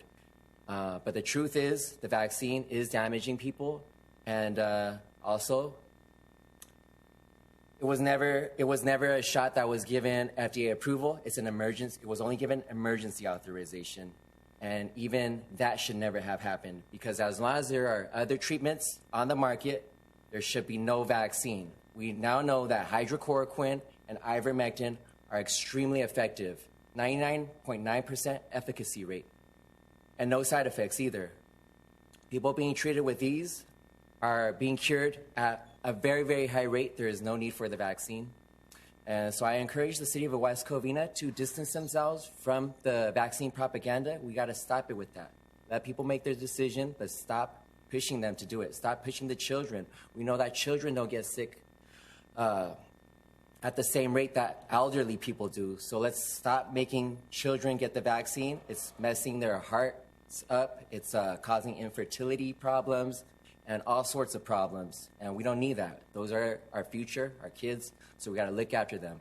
We can't be giving them vaccines and experimental injections. Instead, we should be focusing on alternate solutions that are effective. Let's talk about improving health. Let's talk about encouraging people to take vitamin C, zinc, and vitamin D, which are also known to fight viruses and keep you free from flu and illness.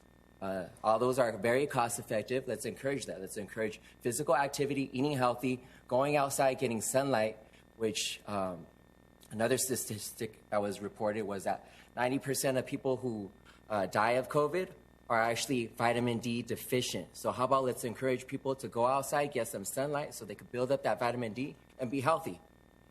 All right, so the third topic I want to talk about is another thing related to health. It's the issue of 5G. 5G is the towers that they're putting up related to the cell phones. We got to stop, we got to do something about that because 5G is killing people. Those EMF rays are very powerful.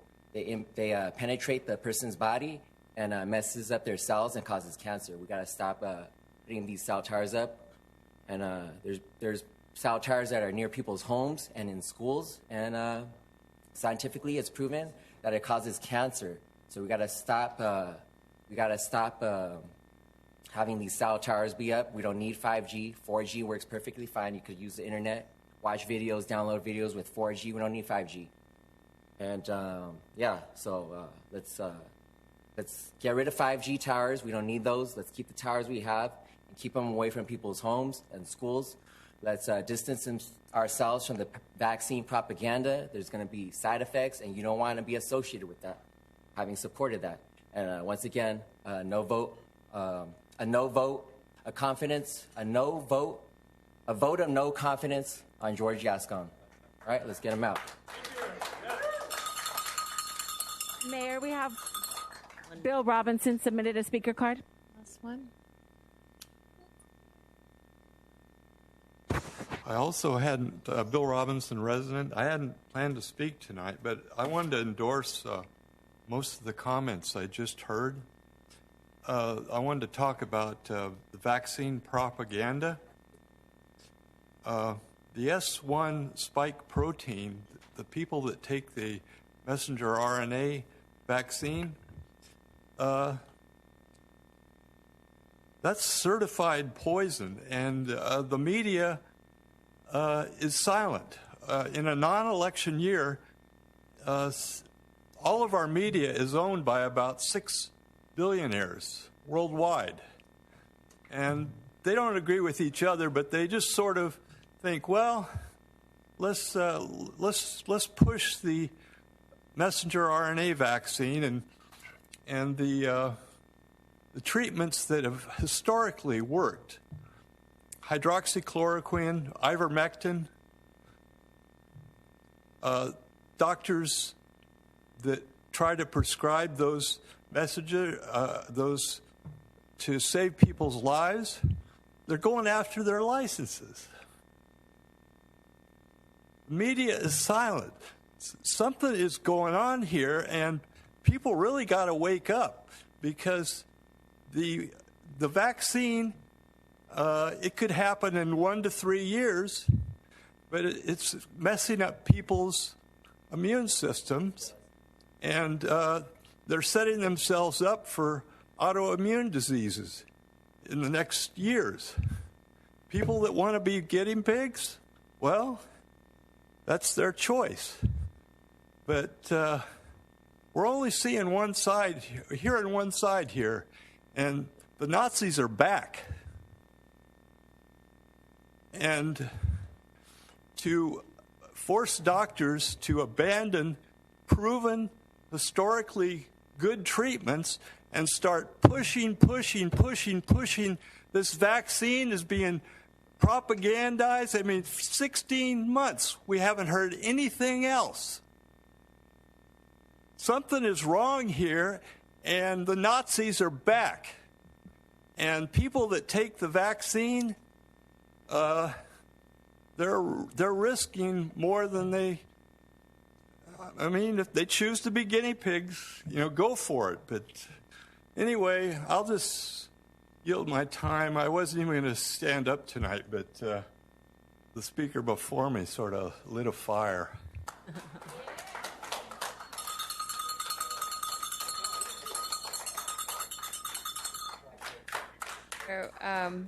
Ends all speakers. Thank you.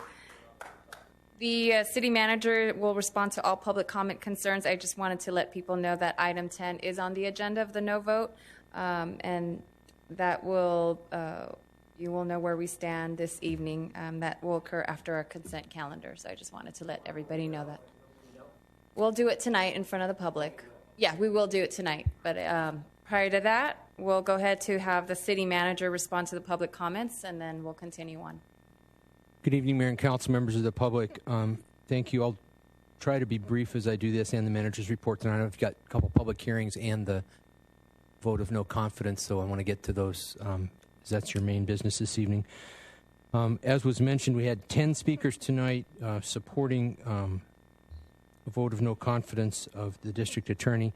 That's item 10 on your agenda, and our recommendation would be that you move that up to right after the consent calendar. Take that one first, and then we'll take up the land use public hearings. One speaker tonight, Elsie Messman, spoke about the budgeted priorities for the use of the federal monies. One of the unique factors of the federal stimulus bill is that uniquely it gave monies to the states and to local governments in significant sums. Those were addressed as part of the budget town hall meetings and as part of your budget presentation and are incorporated into the budget. As those items are advanced, those will return for your consideration of implementation and contracts. One example would be the item tonight about the jobs training and landscaping and beautification as a community partnership under that heading. But all of those have been put forward in accordance with what the federal program would require, and those will be back each and every time as part of budget actions the council will be asked to take. One of our speakers, Mr. Shoemaker, offered some thoughtful remarks about civility, and I can tell you how I wholeheartedly support the notion that we need to be more civil in these chambers. We need to treat people that come here with the dignity and respect that they deserve. We need to affirm the dignity and the worth of every person that comes here and is a member of our community. And I'd be happy to participate, have a discussion council on an off-council night that we could air out that topic of how do we have a more reasoned and civil discourse as a community of people. I know there's a lot of talent in this town, but I would like to find a more proper tone. Just to be clear, we will defend people's rights of free speech when they use their 5 minutes. I thank the library director, Win-Win, for being here again to give us those library updates. Those are much appreciated. We had one speaker talk about credit cards. That was raised by council at the last meeting as one of your agenda topics, and we owed you some follow-ups on that, so that's coming as an agenda report. And I think that's all I have in response to public comments this evening. Thank you. Thank you. Now for the city manager's report.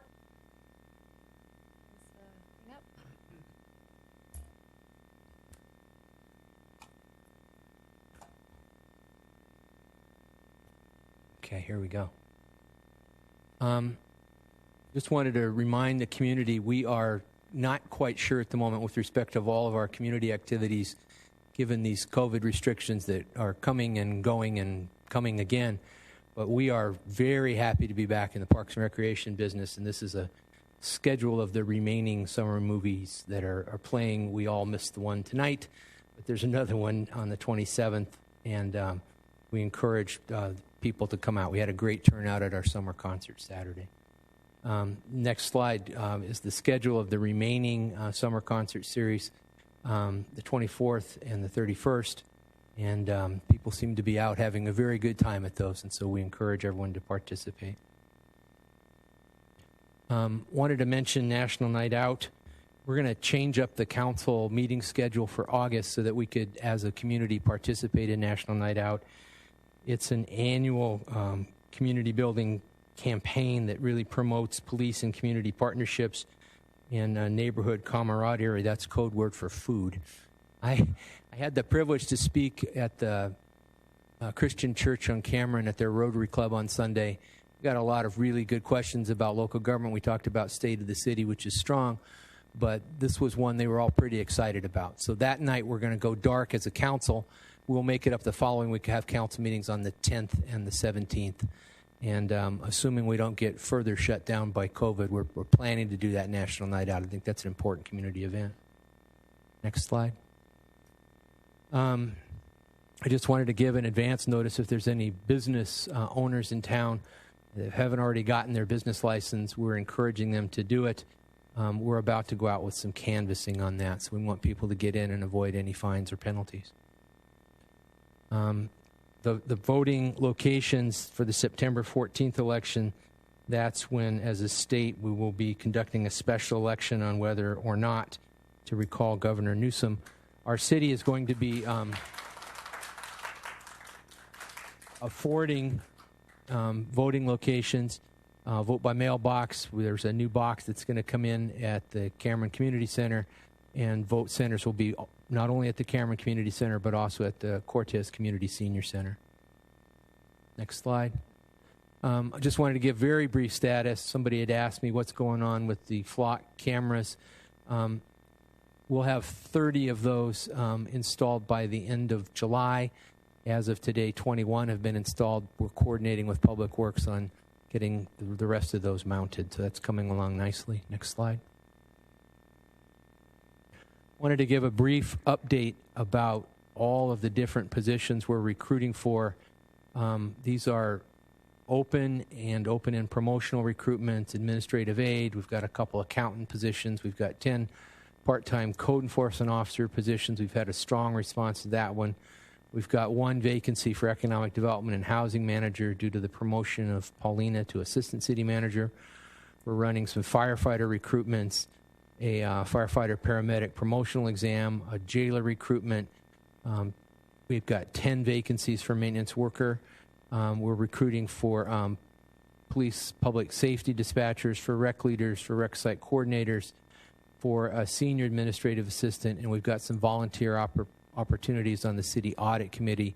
One key requirement there is you have to be a city resident. We've had some people from out of town apply, but those are going to be reserved for West Covina residents. Next slide. I wanted to just give a very brief update about what's happening with the establishment of the West Covina Health Department.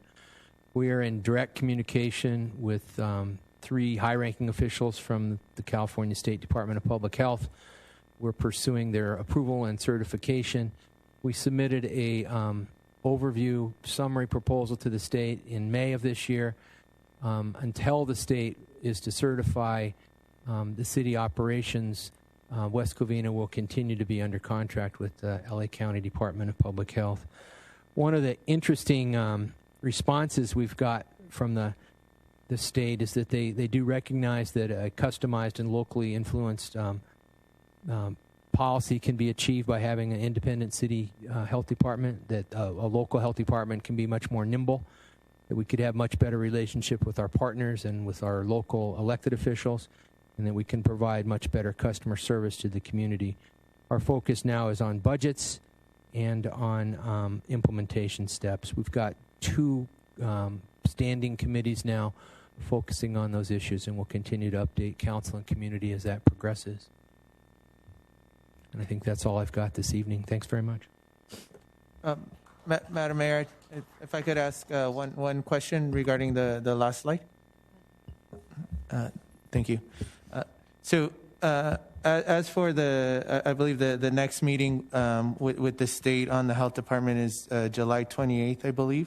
So I was wondering at what point in the process are we planning to include community, some of our community partners, residents, in the process of creating the health department to make sure it actually is meeting the needs of the residents? Through the chair, I'm reporting out about staff level meetings which are occurring. All of the documents which have been produced are, of course, public records. We've got most of those up on the city website, including our overview and summary of what the department will look like, its shape and its form. and how it'll be constituted. Once we get final word from the state, I'd be happy to be involved in a town hall meeting that we could solicit public suggestions about the department in its form that the state is comfortable with. Okay, so to understand, the community won't be involved in the process until after state approval? Well, through the chair, the documents that outline and we believe comport with state law as to what's required of a local health department are available online. Our approach is transparent. We would welcome public comment and scrutiny about any of those documents which have been produced, and that's continuous. We would welcome that at any time. Thank you. Now on to consent calendar. Do I have any council would like to pull? I'm going to put agenda number 5. Number 5. Anybody else? There should be a short count on the consent. So do I have a motion to approve the consent calendar 1 through 7 with the exception of number 5? So moved. Do I have a second? Second. Okay, roll call. I have a motion by Mayor Pro Tem Castellanos and a second by Councilmember Tabatabai. Councilmember Tabatabai? Aye. Councilman Wu? Aye. Councilwoman Diaz? Aye. Mayor Pro Tem Castellanos? Aye. Mayor Lopez Viado? Aye, motion passes 5-0. On to item 5 by Councilman Wu. Proceed. Yeah, the reason I put agenda number 5 because the BID of our auto plazas, okay, is very, very important to the city. And okay, I went through this. Okay, I think Sapolina, you want to make a presentation or? Yes. Yeah, go ahead. Good evening, Mayor and council members. The item before you tonight is a request from the Auto Plaza Advisory Board for the West Covina Auto Plaza Business Improvement District, or BID. The BID was created to create a membership amongst the dealerships, new car dealerships in that district, to help market those dealerships and pay for the reader board that's along the freeway and the monument sign. And so the assessments that they pay annually go towards maintenance and operation of that.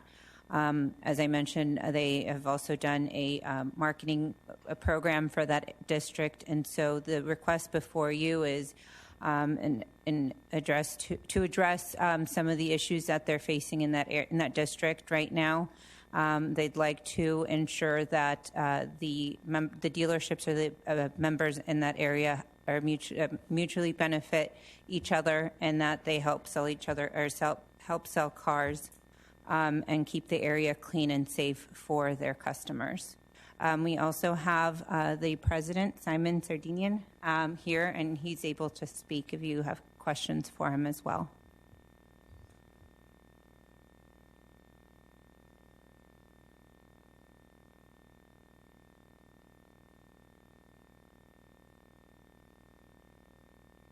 Mr. Mayor, Councilman. Basically, we're trying to accomplish in our neighborhood. We have 2 stores that are totally closed, and at night it's really dark, so it's creating a safety issue first for the dealerships. And I'm not sure if you guys are aware, but we have a lot of catalytic converters that are getting stolen, and with the recall and everything else, it's making our job really hard to continue to do business there. So we have 2 properties been closed, and we would like to at least keep this property lit. The minimum, if these guys, they can keep it lit and keep it nice and safe for everybody. That's one of the issue. I guess that's really the main deal of it. Safe and customers and for our staff. And the other thing is, this area was created for new car dealerships, so we want to continue to have it as a new car dealership. But we don't want to have it as a used car operation or used car dealership. It doesn't look good and doesn't present itself good. So we would like to continue to have this property as a new car franchise dealership as well. So basically, as a your BID, okay, you request selling only the new car. Okay, so all this BID, this area, new car only. I'm 100% support that, because this is how we get the sales tax. Okay, and it's what show West Covina, okay, Auto Plaza. with all the beautiful new car. Okay, this is one thing. Second thing, and I agree with you. I think that two big building really dark every time. Okay, I drove through. I see the dark. Sometimes I see the movie making. It should be a dealership, and they've been empty for a long time. So I don't know how can we kind of help the owner to make it a dealer. Okay, I think maybe this is a first stop. Okay, and the first step. Okay, to help. Okay, we're not going to allow the filmmaking besides only filmmaking for your auto. Okay, the product. Okay, and that's correct. Second thing, they do a lot of filmmaking there, so it doesn't make any sense. I went to see the bright light and I say, what's going on? Because it's been a consistent in filmmaking, but no dealer for 10 years, and they become a blight of the city. And the second thing, there will be it's always dark, and we really need some light to attract people to shop West Covina, to shop the auto. And then the only problem I have is the reader board. The reader board, I think, shouldn't allow, beside the new car advertisement. Okay, and I think that's the only thing I will request amended. Okay, that big reader board. Okay, city finance you guy. Okay, we still have another 4 years to go. But I think it's better to promote the new car. Okay, new vehicle. Are you okay with that? Well, I agree. What the point is, if we advertise in a board for different businesses over here, that will generate some revenue, and we can advertise with this revenue. We can advertise the dealership. As the money will apply toward the dealership, we create more revenue for the city. I mean, that's really the point. I mean, that's most of the board in different cities. This is how they use them. Yeah. So it's not only use it for this particular. But we just want to have all the reader board to focus in their business rather than to become a money-making tool rather than selling car. Become kind of rented out for some people not in the auto business, maybe somehow the hamburger or something. That's correct. Yeah, so I hope we can keep its integrity as a new dealership, promote you guys. A city is your partnership. We want to work with you guys and really help. Hopefully, your next door neighbor can kind of become a dealership selling maybe BMW or something. Okay, that can bring revenue to you guys to the city. Well, I think we can live with the reader board. The reader board is not really the main issue for us. So you're okay main with issue we have new car, so not selling the safety and the new car.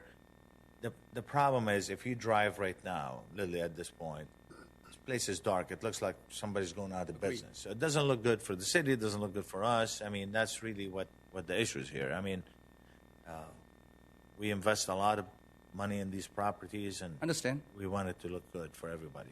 And city, do we have any method? Okay, we can kind of help the owner of the vacant place to become a dealership. Right now, if we allow to approve this without filming, and lead the place, hopefully they're willing to rent it out to somebody to put dealership over there. It's a dealership, and then I think one of the space we even financed them. City financed $3 million.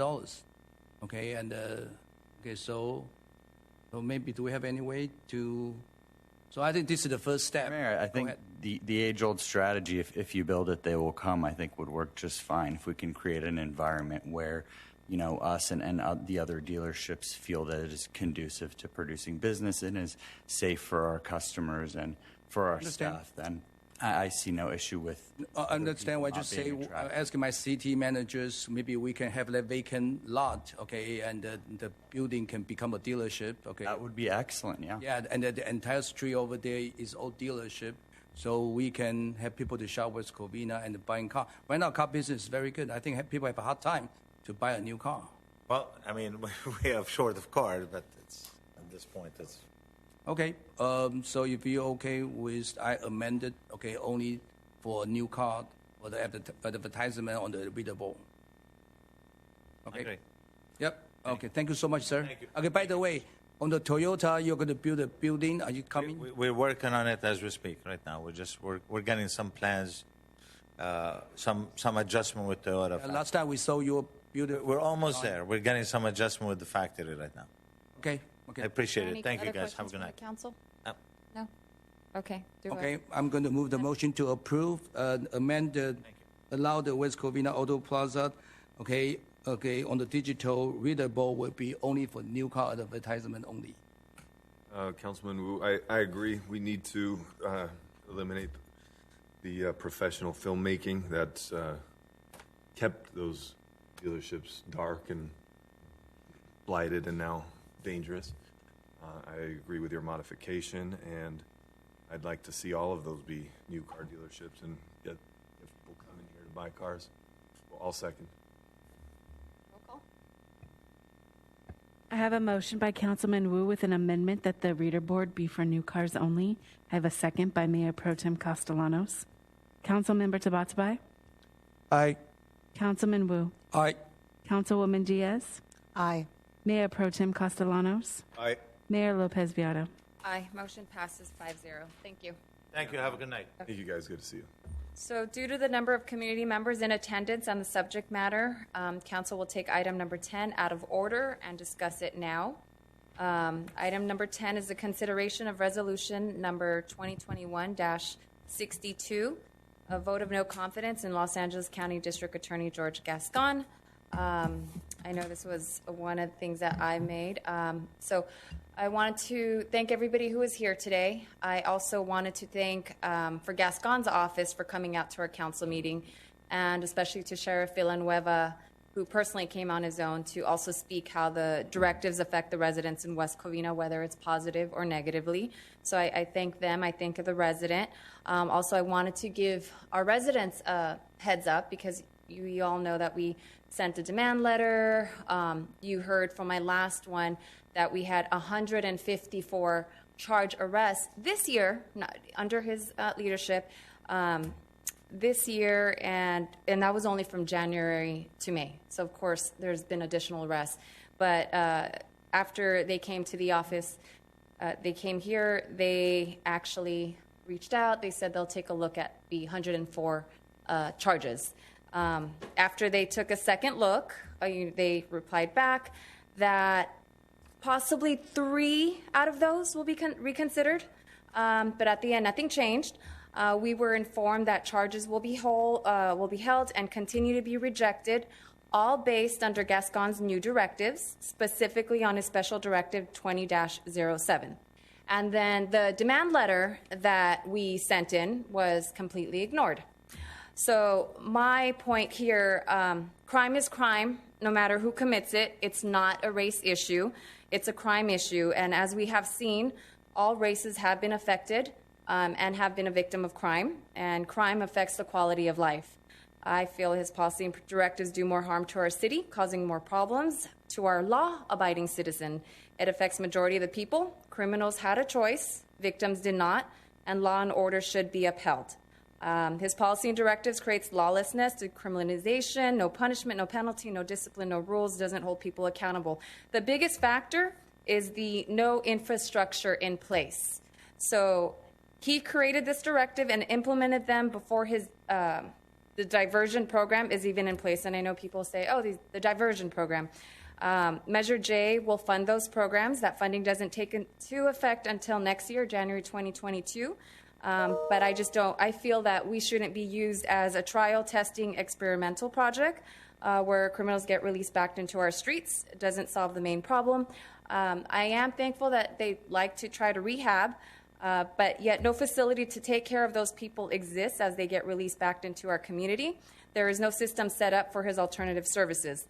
I've personally asked him during our Mayor's Gang Coalition meeting, because we have seen an increase in gang, we have seen an increase in crime, and as you know, because of the death of Gabriela that occurred in our own city, the local cities around us have created a Mayor's Gang Coalition, which I have met, the surrounding La Puente, Covina, et cetera. And Mr. Gascon was in that meeting, and I personally asked him about these programs. And he told us to go to LA County Board of Supervisors who administers these. I've personally used these county programs at work, and the problem that I found that a lot of these programs wasn't mandatory. The ones who needed it the most, needed the correction or continue to do what they want and doesn't get reprimanded because they don't have to participate. His directives leans towards criminal rights, much greater than victims' rights. It's a cite and release program, revolving door, no end game. And, if they want reform, they need to start earlier with the children before they go into crime. So they should bring out all these alternative services and program, because we see it. The school sees it. You know which children will go towards that. So use that, offer that. Let's go on a prevention mode. This no vote says we don't agree with his directive and policies and that it hurts our community more than it helps. I have no confidence on something that is not proven and built, and we have been seeing crime increasing with no recourse. Before I move forward, is there any other councils who'd like to speak on this behalf? Councilman Tabatabai. Thank you, Madam Mayor. Since I understand many people from my June 1st comments, and I am thankful I've been able to engage with many community members, not only on social media, in person, over the phone, through email. I understand there's a lot of pain, from those who came and spoke on the necessity to recall the DA. I've listened, and I really do feel your need for just punishment. But justice that creates more innocent victims is not justice. And the reality is that here in West Covina, there were 96 cases that were sent to the DA, misdemeanor cases. There were more cases that were sent that were felony cases that are being charged. But the cases we're talking about are 96. 82 of those were drug-related. The state of California and the citizens of California, when they voted on Prop 47, have created the law and the system in which we're going to deal with drug offenses. We are creating a system which the LA County Board of Supervisors recently passed $100 million in spending in their Care First, Jail Last program. They have recently closed Men's Central Jail because it was deemed unconstitutional, not only to those who are incarcerated in the jail, but also to the jailers who worked in the prison.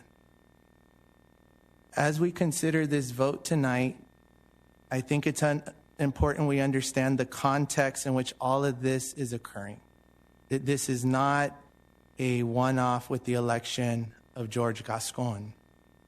In 2011, in the case of Brown versus Plata, the United States Supreme Court ruled that the California state prison system was unconstitutional and violated the Constitution's 8th Amendment on cruel and unusual punishment. At the time, Republican Wayne Scott, who handled Texas prison system, said California had the worst overcrowded system he'd ever seen. Now, this overcrowding was in part because of enhancements that we've added. Each year of enhancement has shown to increase recidivism by 4 to 7%. But in 2014, when the voters of California voted for Prop 57, we have essentially eliminated enhancements. As once a prisoner has served his time, he is up for parole before the enhancement time begins.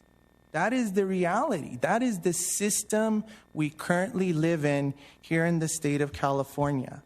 Because of the Supreme Court, AB 109 was passed, where Governor Brown started to send prisoners that were kept in our state system, which again was holding prisoners unconstitutionally, and sent them to the county. Thousands of prisoners were sent into our county system. No resources, okay? No no builds of other prisons, no hirings. Again, in 2014, because of the situation, we passed. The citizens of California passed Prop 47. They passed Prop 57. Okay?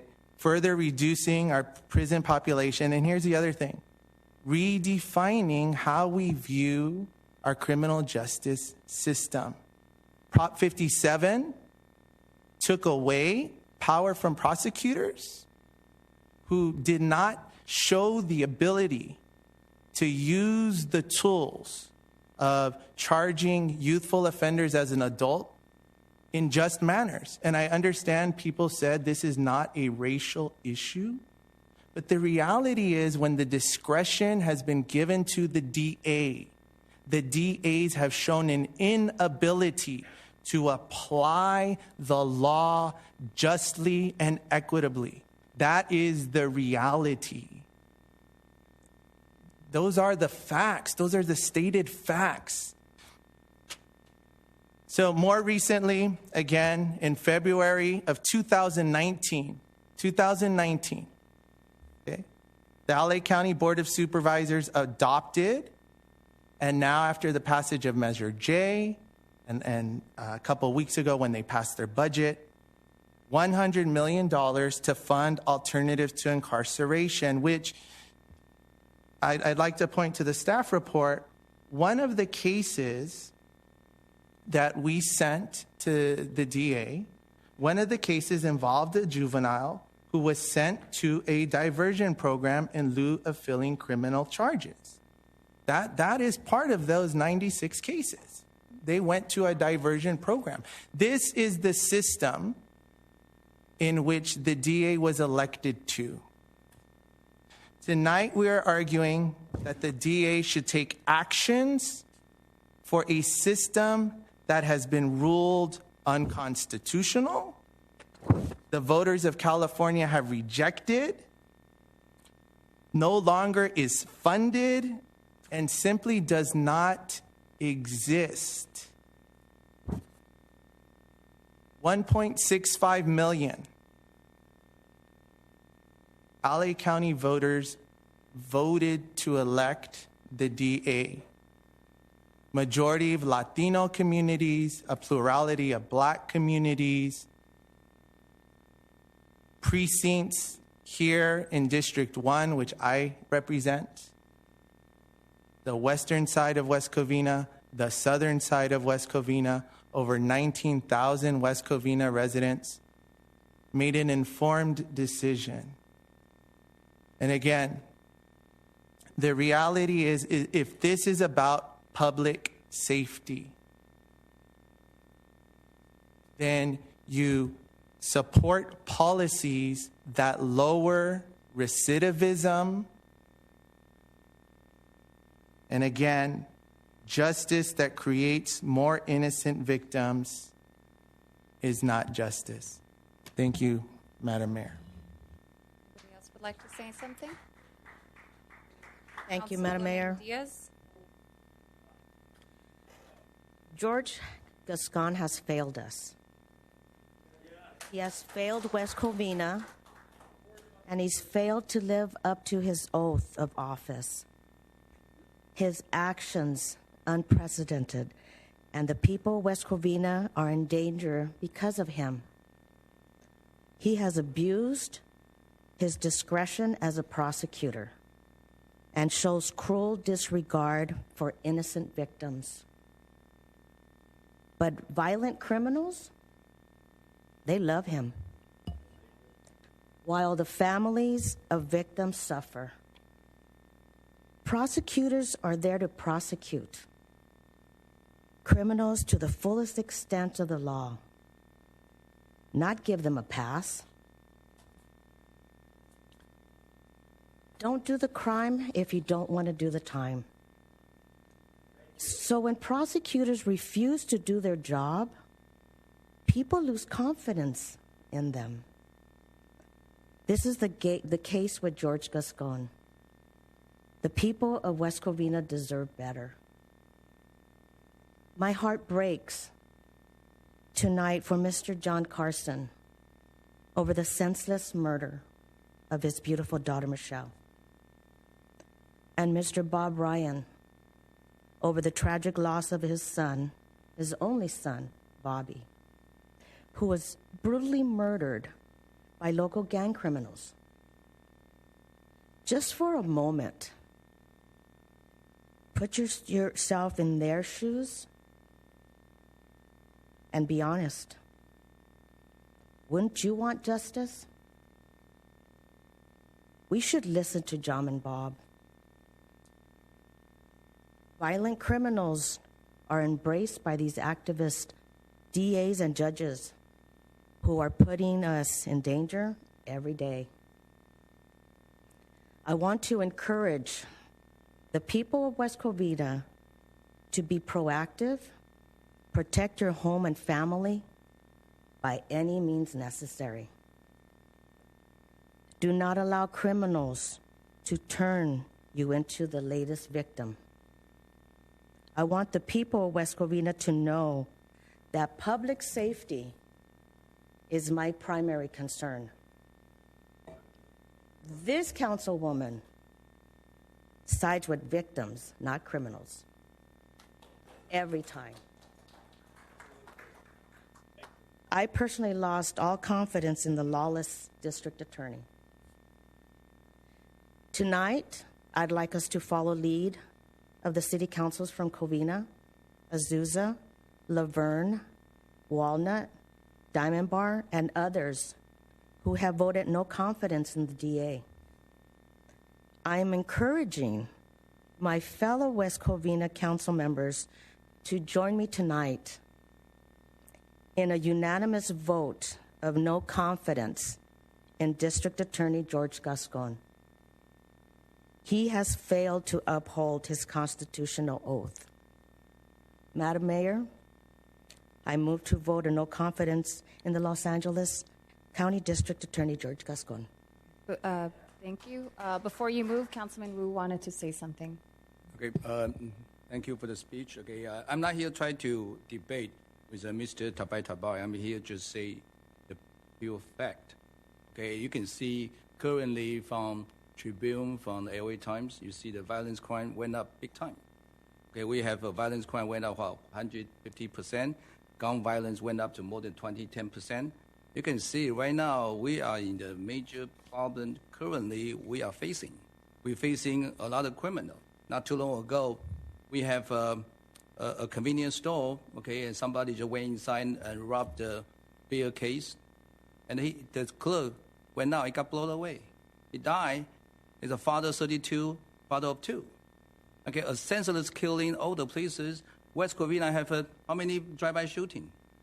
Okay, when you north side and south side, and last time, and we have how many people we have let Gabriel, okay, and die, and the mom over here crying. Okay, what is their right? Where is the victim's right that we are fighting? The point is very simple. The law-abiding citizen, and basically they want law and order. We here is protect the law and order. We want the police, we hire, we spend top dollar for police and fire, is protect our city, protect our children. That is why we're here. But if we have a district attorney do not practice his duty, then we're in trouble. Because we, no matter how we do it, how the police arrest, they don't prosecute, and then the criminal basically laugh at us. How many burglary we have in West Covina? Look into the number. Very high. I know a couple of our residents move out West Covina because they have been robbed. So we need to make sure, okay, we need to send a strong message to district attorney. We disagree with his policy. Okay, we disagree with his action, and let it protect so-called innocent using the racial profile, talking about the black and Latino, okay, and they have the highest sentence and that, this and that. And I will say this, it's not a race issue, it's a class issue. It's a person with the money can hire attorney. Remember O.J. Simpson? Okay, it's not about the race, it's about the money you can have attorney.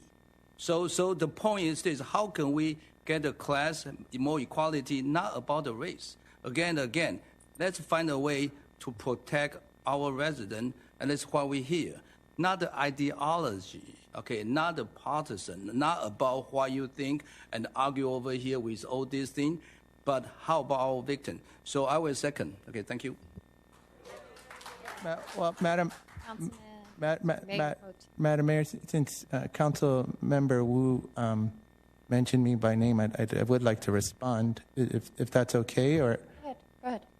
Is that okay with? And then I'll go. Okay, thank you, Mayor Pro Tem Castellanos, and thank you, Mayor, for allowing me to respond. First off, one of the issues, I think, and to have a really deep discussion, we must first start with those violent crimes that you're speaking of are all not only being charged, but they're being prosecuted. They are not part of the directives. Violent crime felonies are not part of this issue. Also, the statistics. Let him speak. Let him speak. Go ahead. Continue. Also, the statistic on burglaries, as was presented by Sheriff Villanueva and our WCPD, has shown that burglaries and those types of crimes are down in the city of West Covina. And so, again, I understand the disagreements, but the disagreement is not a disagreement on ideology. The disagreement is on facts. The facts are... Let him continue, please. The reality is, and in March we had a presentation on our homeless population, in which we did discuss that criminalizing drug addiction and mental health issues was not what we as a city wanted to do. And again, 82 of the 96 cases, and then 3 also thrown out. So we're talking about 82 of 93 cases are drug-related drug addiction cases. So we're talking about 11 cases. Of those 11 cases, what I would want to know is how many of those have to deal with homeless? How many of those 11 cases have to deal with mental illness? That we as a council in March said that our philosophy was not to criminalize drug addiction, not to criminalize mental health. Again, the misdemeanor directive is about crimes involving those issues which we as a council have already said do not belong in the criminal justice system. And again, just to point to the facts, not prosecuting these crimes lowers recidivism. It makes us safer. That is a public safety policy. Thank you, Madam Mayor, and Mayor Castellanos. Thank you for the time. Go ahead. Mayor Pro Tem Castellanos. Thank you, Madam Mayor. We're living in a scary time. We need law and order. Criminals are not afraid. There's no repercussions. I want to get a CCW. I've seen firsthand how they're not afraid. It's a free-for-all out there. I mean, as Councilman Tabatabai just mentioned, homelessness. True, a lot of them need mental help. But the ones that choose that lifestyle, they're fearless. They'll attack. And I don't want to prolong this, but there is legitimate fear out there of bad guys hurting us with no repercussions, and they know it. That's all I'm going to say. Thank you.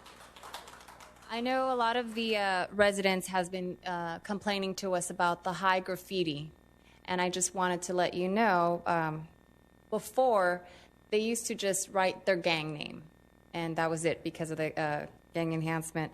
But now they're adding their monikers, their gang members' nickname, and as he said, they don't care. So the graffiti's going up. Those things are out there, and all the things that we've been seeing. And I can say firsthand experience because of my line of duty, and I work in the public. I've seen it. It personally affects the community. I work in a low income. It affects the low income in there as well. And so, we had a shooting. And we had to do a lockdown. I just dealt with that last week. So I personally seen it. I've heard the cries of our residents. A lot of the emails we get, a lot of the complaints we hear, it's all about the crime. And unfortunately, I know like all these Prop 47, all this stuff, how they increase things where it's a misdemeanor now, that people could just go in and rob and take up to like $900 without getting any penalty for that. It's affecting our small businesses. It's affecting low-income people who doesn't have anything, and to be, having that theft occur. So I personally have seen it firsthand. Therefore, and as for them, I understand we do have a lot of drug issue, mental.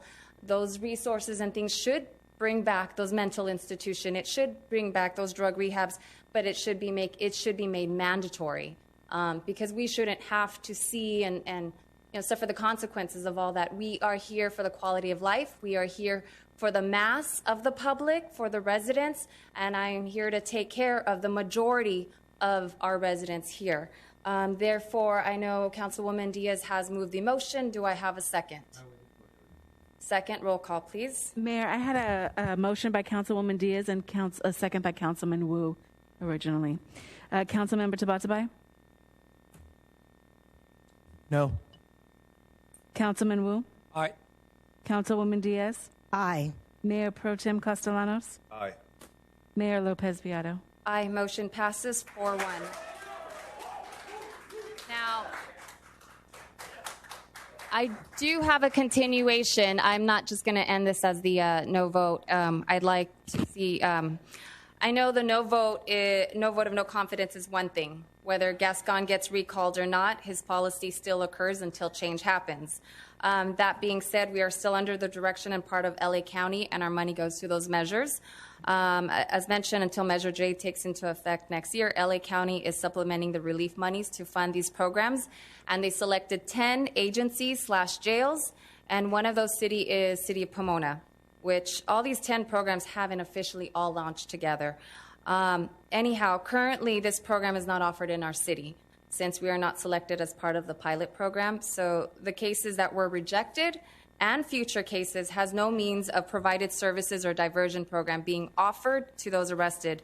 On a side note, we didn't get an answer when we asked Gascon's DA's chief regarding what is happening with the rejected cases currently if the programs are not in place. So no answer back. So I'd like to move to have our city solicit recommendations as a solution to begin the process of getting these services offered in West Covina, and especially to be on top of receiving those Measure J funds and to have our city funded for those programs. That way, at least we know what services and diversion is actually being provided to those individuals that are being arrested in our city. So I'd like to also move that to get that ball rolling. I'll second. Roll call? Oh, yeah. Well, yeah, move, second. Okay, roll call, please. I have a motion by Mayor Lopez Viado, and I have a second by Councilmember Tabatabai. Councilmember Tabatabai? Aye. Councilman Wu? Aye. Councilwoman Diaz? Aye. Mayor Pro Tem Castellanos? Aye. Mayor Lopez Viado? Aye, motion passes 5-0. Thank you, everybody.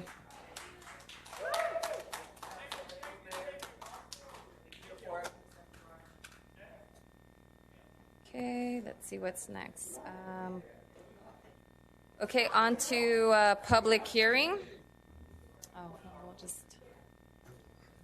Public hearing, request has been made to hear item number 9 first. All right. Then, I'm sorry? All right, number 9, yeah. So request has been made. Oh, can I have everybody? We're still in meeting session. A request has been made to hear item 9 first and then proceed to item 8. If council has no issues with the change, I will proceed with the public hearing. Can we go ahead and move to number 9? Okay. Huh? We're doing 10, 9, 8. So we're going to do 9 and then we're going to do 8. Yeah, item number 9. The project is located at 1024 West Workman Avenue and is being presented in consideration of mitigated negative declaration of environmental impact, general plan amendment number 20-02, zone change number 20-03, precise plan number 20-06, tree removal permit number 21-03, tentative track map number 83166, and mitigated negative declaration of environmental impact. Will the city clerk verify the proper legal notice has been given? Proper notice has been given, Mayor. Okay. At this time, I shall open the public hearing. There will be first a presentation of the staff report, then we shall hear from those in favor, and then those opposed. Finally, the applicant will have an opportunity to give rebuttal to any testimony received in opposition. Mr. Carmody, who will present the staff report. Our planning manager, Joanne Burns, will present the staff report in this item. Good evening, Honorable Mayor, members of the City Council, and also members of the public.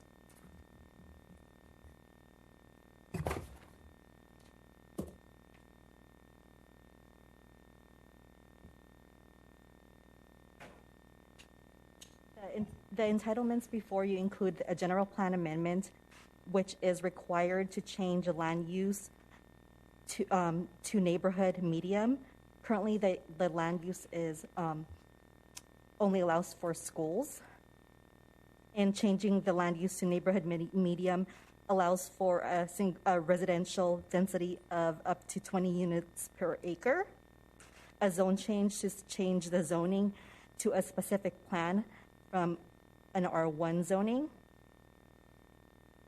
and a precise plan for the site development, tentative track map for the condominium subdivision to allow the applicant, if approved, to sell individual units. A tree removal permit to remove 8 significant trees, 1 being a crepe myrtle and 7 being coastal live oak trees. And a mitigated negative declaration of environmental impact, which is the CEQA review process that this project went through and is currently going through.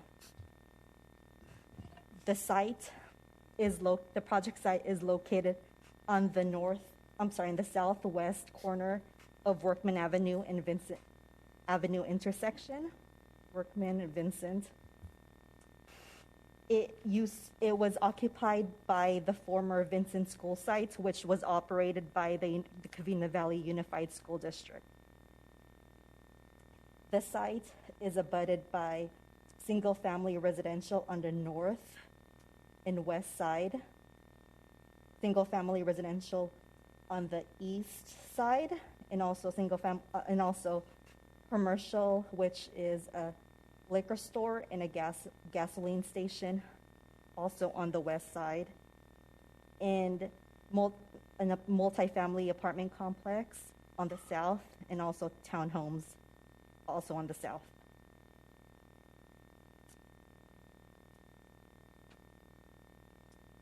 Here is a photograph of the site taken from Vincent Avenue, another one taken from Garvey Avenue for reference.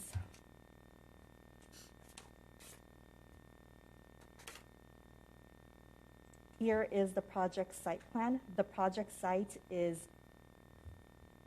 8.05 acres.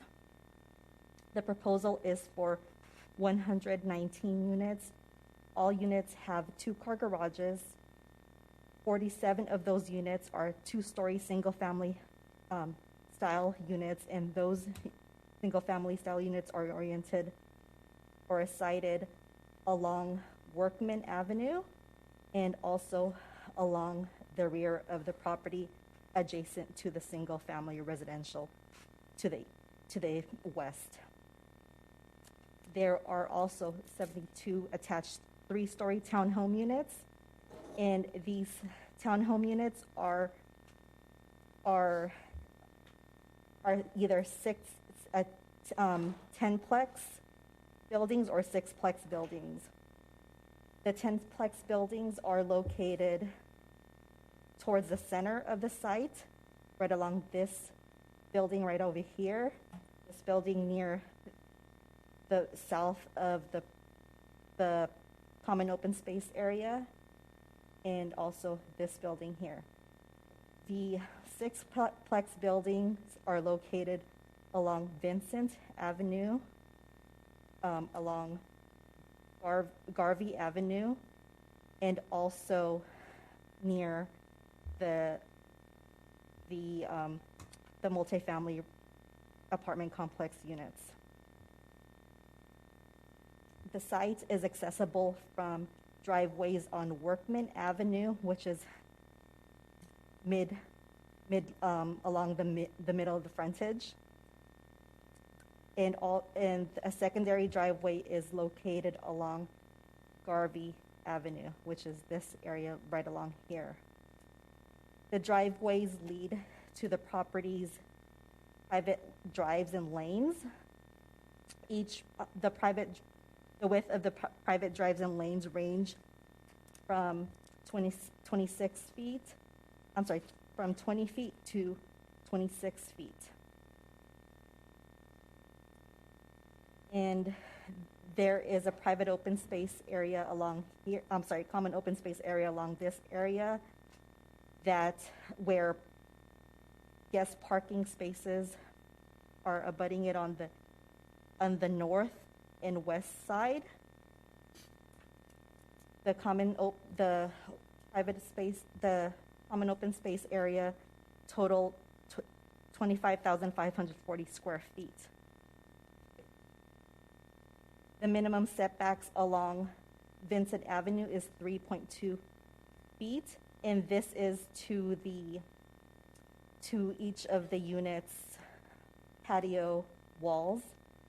And the front setback along Workman Avenue has a minimum of 10 feet, and this is measured from property line to the post of the unit's covered porch.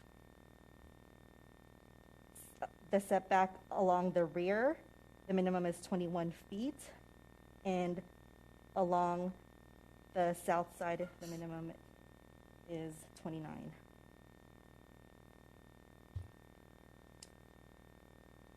Initially, this project was approved by the was recommended for approval by the Planning Commission on May 25th.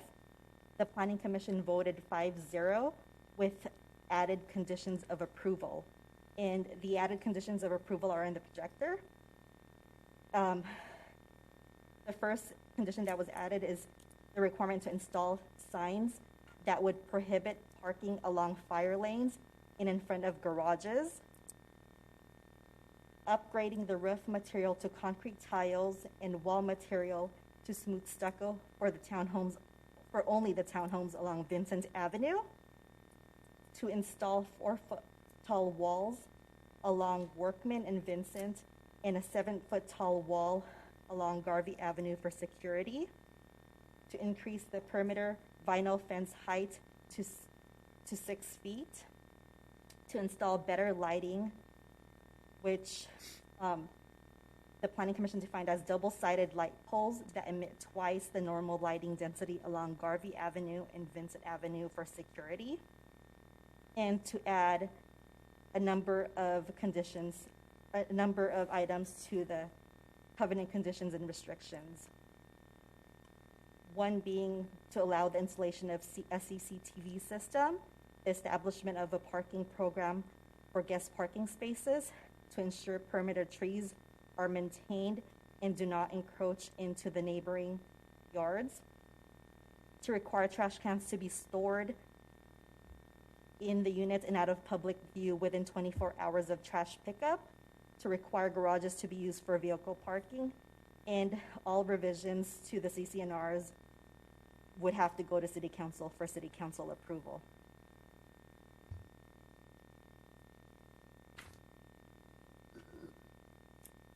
Here is the conceptual landscape plan.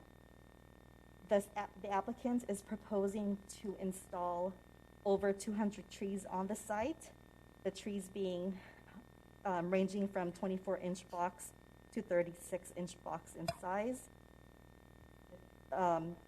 with a mixture of 14 California sycamore trees, 4 olive trees, 13 magnolias, and 42 Brisbane Box Street trees. The applicant, I just wanted to point out that the applicant has been working with the west side neighbors along the property owners of the single-family residential properties along the west to increase and to mitigate any possible privacy impacts on to those residents. And in doing so, the applicant has agreed to install podocarpus plants along the property line to screen any views from the second floor to the neighboring residences. This is a cross section that was taken from along this area, which represents the west property line. So basically the podocarpus trees are going to be installed right adjacent to the block wall, which the applicants will be working with the neighbors on installing or upgrading their existing wall or fence in that area. And slightly up the slope, there will be a vinyl fence with landscaping in between. The homeowners association that will be created as part of the tentative track map conditions will require that the landscaping in between the wall and the vinyl fence be maintained by the homeowners association.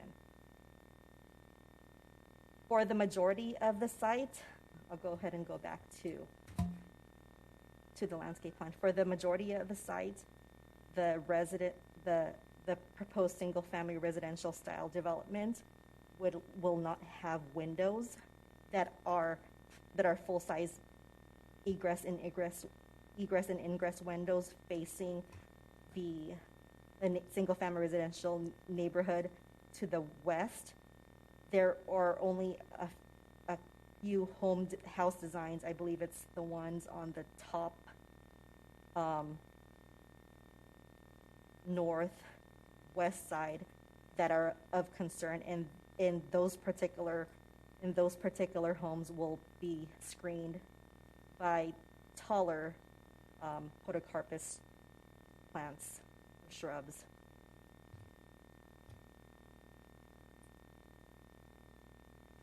Here is the view of the project from the street along Workman Avenue and along Vincent Avenue. The frontage of each unit, for the most part, face the street. For single-family residence, for the proposed single-family style residences on Workman Avenue, and also for the proposed townhomes along Vincent Avenue.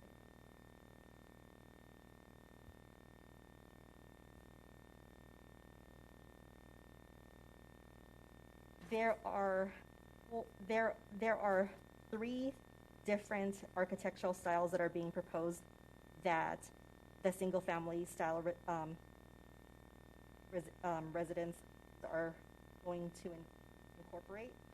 The first style would be a Santa Barbara style, which would include a hip roof, shutters, stucco walls, S roof tiles, and the maximum height for all detached two-story single-family style units are 26 feet maximum.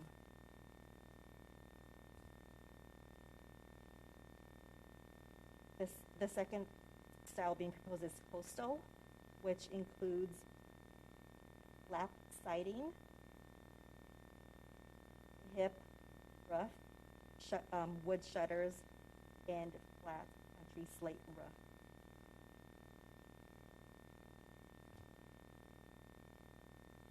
The final style for the single-family residential style units is the farmhouse style, which also incorporates a hip roof, and three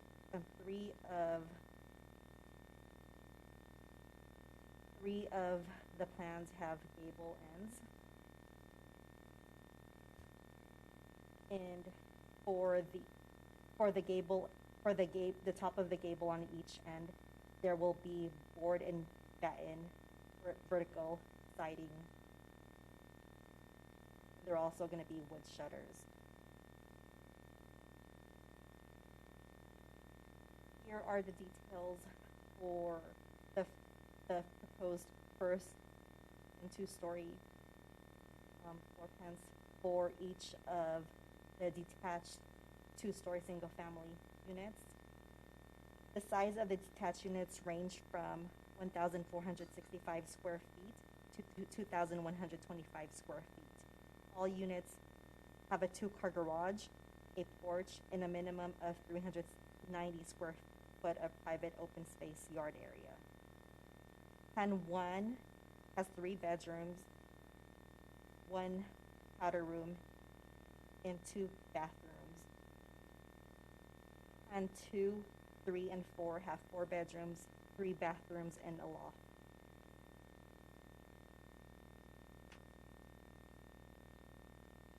Here are the elevations, colored elevations for the 6 and 10 plex units. These are 3-story townhome style units.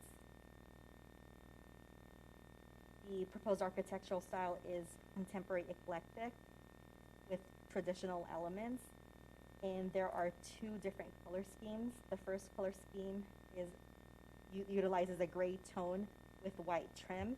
The second color scheme utilizes a dark olive green tone with white trim. The proposed materials include composition shingle hip roof, stucco brick and lap siding, and the maximum height would be 37 feet 5 inches.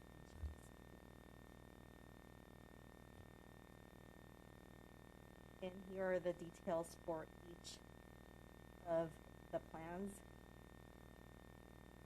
The attached units range from 1,214 square feet to 1,822 square feet. Each has a 2-car garage, 3 bedrooms, and a deck. Plan 3 has an extra flex room on the first floor.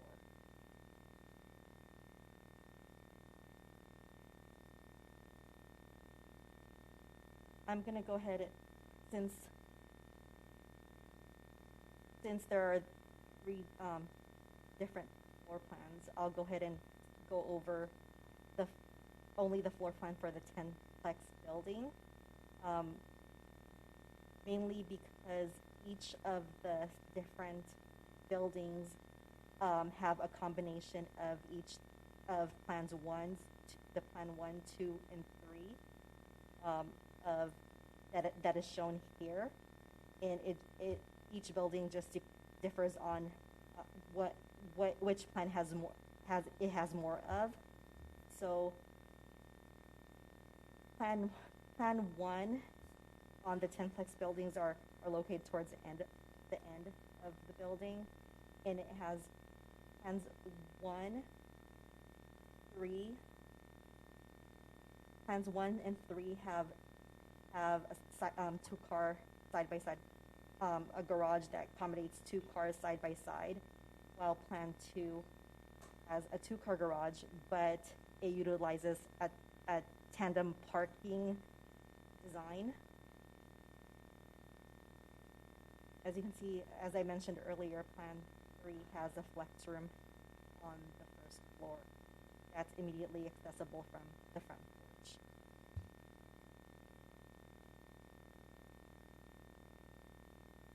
This is the second floor of the 10-plex building. Each of the buildings have a 2-story deck or balcony. Each of the plans have a living room, a dining room, and a kitchen. In each of on the second floor of each of the units, some have bedrooms on the second floor.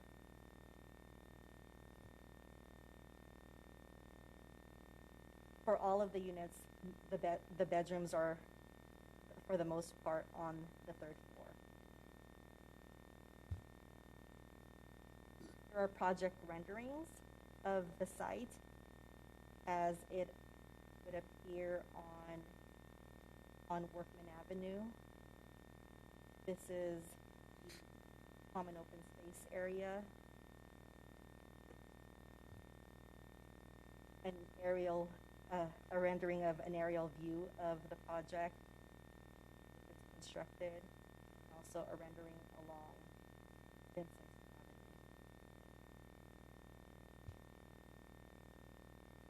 Avenue. And for the significant trees, this tree 1 is a crepe myrtle tree. 7, 15, and 16 are coast live oak trees. And just to point out that the coast live oak trees that are proposed to be removed most of them have tree roots that are growing under the sidewalk and may be a hazard. And on this plan, 17, 18, 19, are all coast live oak trees.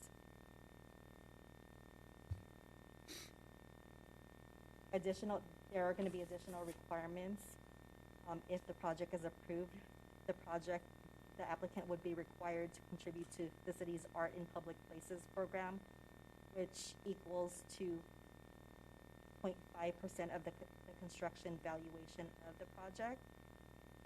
They would either have to pay the in lieu fee or commission public art that equals to this value. The applicant would be required to pay a development impact fee of $177,831 and a park fee equaling to approximately $1.3 million. Project benefits: the project would contribute to the city's arena numbers. The applicant prepared a fiscal impact analysis which states that the construction of the project would have a net fiscal benefit to the city of approximately $77,000 per year to the city's general fund. It creates a transition from lower to higher density housing.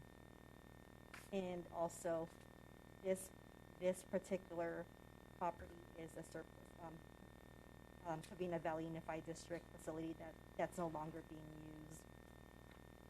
And people that, if this project is constructed, children living in the site will go to the Covina Valley Unified School District. And the site provides an opportunity for it to be reused for residential use. The applicant has worked with the neighbors and has held a community outreach meeting through Zoom. Due to the pandemic, they could not hold a traditional community meeting because of social distancing rules. And in addition to that, the developer has also approached neighbors and spoke to neighbors separately to check what their concerns are and to work with them in addressing it. Legal notices were sent out for the CEQA public comment on March 22nd, 2021. The public comment period ended on April 21st, 2021. And in between this, there was a public hearing held by the Planning Commission, and legal notices were sent for that public hearing for the Planning Commission. In addition to that, public hearing notices were sent out for this meeting as well. The public hearing notices for this meeting was sent out on July 1st, 2021, which is more than what state law requires. the environmental review legal process, a mitigated negative declaration of environmental impact was prepared. Again, it was circulated on for public comment between March 22nd to 2021 to April 21st, 2021. The city received comments from the West Covina Improvement Association and the County Sanitation District, and 2 comments from concerned individuals. The comments were prepared for letters received during the public comment period, and these are called responses to comments, which has been incorporated into the environmental document and are included in the City Council packet as part of the large attachment, and it has also been made available on the city's website since the environmental document has been made available in the city's website since March of this year, along with plans that was submitted by the applicant to provide the transparency needed for the process. The environmental document was prepared by the city's consultant, Greg Martin from Rincon is here, and he can speak of the CEQA environmental review process. I'm going to go ahead and pull up his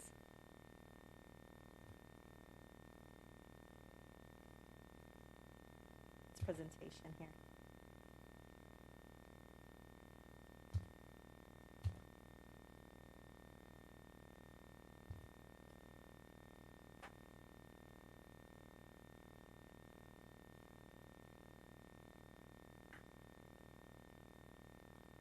Thank you, Joanne. So I'll try to be brief tonight, but still cover all the basics. The CEQA process, CEQA is the California Environmental Quality Act, and in that process, we're at the obviously at the we are here moment here, but basically that process is to analyze and disclose potential environmental effects of any project, at least one that requires discretionary approval, such as before the City Council tonight. As Joanne mentioned, we did prepare a draft initial study, and ISMND, it's the initial study mitigated negative declaration. Circulate that document to the public, take comments on it from the public, and we did receive some comments, as Joanne mentioned. Prepare responses to those comments, and those go into this final initial study, or ISMND, that the council and the public have before them tonight. And then we're at the point where the city has prepared findings and is considering both the ISMND and the proposed project, and it's going to make a decision on the project and the ISMND. So what did we find that the potential environmental effects of the project would be, or in our determination? Project would have environmental impacts that would be less than significant with incorporated mitigation measures in the following environmental issue areas. In areas of biological resources, cultural resources, geology and soils, hazards and hazardous materials, noise, transportation, and tribal cultural resources. And I won't get too far into the details of those mitigation measures, but on the following slides, I'll just say basically what areas those mitigation measures are in. If the council or the public has questions about particular measures, I can answer questions. But in biological resources, because there will be some trees removed on the site, yes, they're proposed to be replaced with other trees, but there will be some existing trees that are proposed for removal.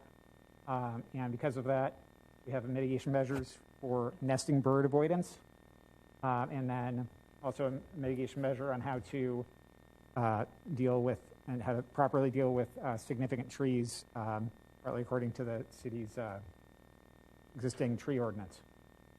Then within cultural resources, there's this Workers' Environmental Awareness Program. Actually, the awareness is the awareness about how properly handle subsurface cultural resources if they're found, such as archaeological, human remains. There are also regulations that govern that, but or tribal cultural resources, but we'll get more into those particularly later. So the Workers' Environmental Awareness Program requires a briefing at the beginning of construction so that the construction workers basically know what to do if unanticipated subsurface cultural resources are encountered. We say unanticipated because currently there's no evidence of anything on the site, but once you start digging, you can't rule out the possibility of a find. So, and then CR2, mitigation CR2 is what to do if there is such a find, and lays out some details about that. Then within geology and soils, this is actually for, similarly to the archaeological resources, but this is actually paleontological resources, and just under CEQA, paleontology falls under the geology topic. But similarly, what this measure says what to do if you discover paleontological resources. Then within hazards and hazardous materials, this mitigation measure has one. Says how to properly handle asbestos-containing materials, or ACMs, if they are found in the buildings that are currently on the site when they're demolished. And then in the area of noise, we have construction noise mitigation measure to reduce construction noise and reduce its impacts on neighboring properties, particularly residences and any other sensitive receivers such as schools. And then we have another mitigation measure, NOI2, to require sound insulation in the proposed units, particularly ones that would be most exposed to the main source of noise in almost any area, which is roadway noise, to ensure an acceptable sound level in the interior of homes. And within transportation, mitigation Tran 1 is called traffic safety and control. And this is basically takes measures from the traffic study that was done for the proposed project that had recommendations, and this basically takes those recommendations and puts them into a mitigation measure. This has to do with really the project entryway, project driveways, and the local roads they let out onto, and how to proper lane alignment and proper turning movements and et cetera. And then finally, within the area of tribal cultural resources, we have measures to require that a Native American monitor be hired to monitor construction in case of a find of Native American or tribal cultural resources, and then measures that say what we actually need to do if those resources are discovered, including human remains and associated funerary objects. And some of those measures actually include refer to regulations. So some of this is governed by existing regulations, but also it's put into the mitigation measure as well. So next steps will be that the City Council will make a decision tonight about whether or not to approve the ISM&D and all required project entitlements. And the proposed zone change, if approved tonight, would require a second reading by City Council, and I believe that is currently planned for the Council's August 17th meeting. Staff can confirm that. If the ISM&D and the project are approved, a notice of a determination for the ISM&D, the sequent document, will be filed with the Los Angeles County Clerk within 5 business days of the approval.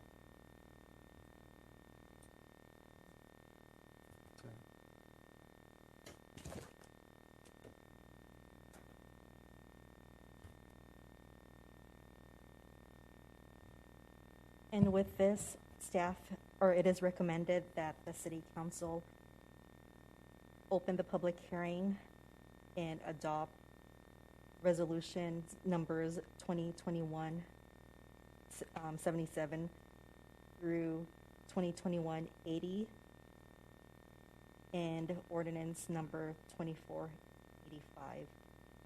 If the City Council has any questions, staff is available to answer. And also the applicant is also with us today, and their team would also be able to answer any applicant-oriented questions as well. Thank City you. Council, is there any questions? I have a question. So, who's going to answer? Matt, you going to answer, or DT? Maybe the builder can come. Yeah. You can come up, and then Yeah. if it's Yeah. or you Matt, answer, come up. just be prepared to answer. Yeah. Okay. Really quick. Okay. When you build this, by the way, I watched the planning, meeting already, so I went through this. So that's why, I'm not trying to ignore, but we watched. No. Okay, Absolutely. It's a beautiful project. Okay, I think thank you so much to come to West Covina to build, and everybody know we need housing. But my question would be, how many phases? And you planning how long to build all this? And do you have a model home? And to show people. So maybe you can give us, the procedure, the process. Absolutely. So, yes. So it's 119 home. You have a detached, and you have a 3-story attached townhome, and you have a row home a little bit. That is correct. Style. Yes. And the second question I want to ask, there will be the range of the price. And I think some of them we really prefer the first-time home buyer. A young couple, they can move in West Covina to have baby. And that's why we want to go to our Covina Valley Unified School. So we need population to fill into the elementary. So maybe you can give us some of this question answer. Absolutely. Okay, let me just introduce myself. Hi everyone. My name is Matt Mahara. I work for Meritage Homes. Councilmember Wu, let me touch on some timing aspects. So if the project is approved, we'll be ready to pull a grading permit soon. Within the next couple weeks. However fast we can work with the city to get that through, and so Q2 of next year is when we're anticipated to start construction on the homes, and Q3 is when we're expected to start sales on this community, and we're 100% open to. Sorry, what was that?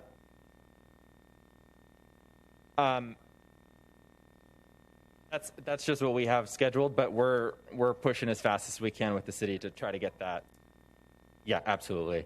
And in terms of construction, how we build, we typically build like a cluster pack. The motor court detached homes we would build.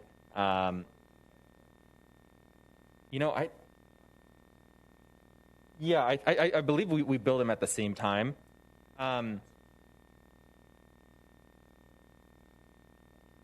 Yes, and so for the townhomes, obviously we have to build the entire building before we can release them for sale, and the same thing goes for the.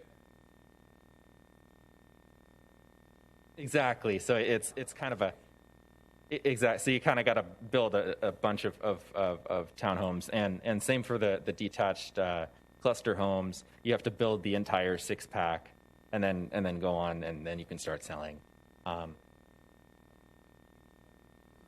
Exactly.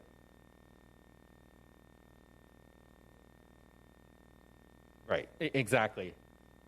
So and thank you for coming to that. So same deal would apply for this. So we would choose 1 or 2 of the detached homes to model so that folks can check it out, see what the product is like, and then the same thing for the townhomes, and then we would provide a parking for folks to visit those model sites. Yes, so at this point, it's always a little bit hard to project, as I'm sure you know. So roughly for the townhomes, it's in the they're projected in the 500s, and for the detached cluster homes, they're projected in the 6s. Now that could go up, it could go down, but that's roughly what we have. What we're anticipating to sell those. So low 5 to mid-6, right? For the townhomes, they started in low 5s to they could feasibly get up to the 6s, and then for the detached homes in the 6s. So that's what we're anticipating. Okay, and since this is going to target possible first-time home buyer, so do you have some kind of assist down payment program for the first-time home buyer to have a chance to move in? We don't have anything programmed right now. Are you willing to help out, right? If you have, what were you thinking for some sort of? Just open up your wallet. Okay. Okay. Yeah, and actually, I'm not the one that can make that decision. We want we are enticed because a lot of young couple both of them working, and then possible they have a hard time to get a down payment. Okay, I think we have some kind of assist program. Absolutely. Okay, can encourage them to really buy your property. Speaking true, this is some kind of promotion for you guys, but at the same time, help the struggling young couple have a chance to buy their first home. Because if you think about $500,000, okay, as a loan amount, with the interest rate right now, you see bond market just down to 1.1, so our interest rate down to like 2.5%. Yeah. When it's 30 years fixed rate. So if you calculate 500,000 to like 2.375, 2.5, hopefully next year when you finish, people still can get this interest rate. Okay, and I think foresee for our zigzag of pandemic as our interest rate will stay the same. And with that, our monthly payment is about $2,000. But their problem is possible down payment. It's always the hurdle is how to folks and that down I hope you guys can have a program, okay, then much easier for me to vote yes. Okay, and let me invite the VP of Forward Planning, Aaron Tallarico, and he can kind of give some color on that. Oh, I remember you. Okay, yeah. Now no mask. I can. Okay. Otherwise, I have no idea who you are. Madam Mayor, council members. Aaron Tallarico, I'm with Meritage Homes, MLC Holdings. Just on the pricing, I was actually just searching our latest pricing. Obviously, pricing has been going up. Everyone knows that housing is more and more unaffordable. The motor courts were in the maybe closer to the mid-6s now, just where pricing is. I anticipate, actually, I don't have a crystal ball, but I imagine there's got to be some sort of up and down here going on in the future because pricing is getting a little crazy. In the three-story towns in the mid-5s to high 5s. Understand. But I think what's important is they're all FHA qualified. You can go 3.5% down. So, on a $650,000 house, that's about $22,000. Someone getting a house. Obviously, you'd have mortgage, PMI. I think the FHA, interest rate right now is like 2.25, 30 years fixed rate. Yeah, right. No, it's very low. And so you'd have PMI there. But one thing people don't realize a lot on the mortgage insurance that once you get 20% equity in your house, that can go away.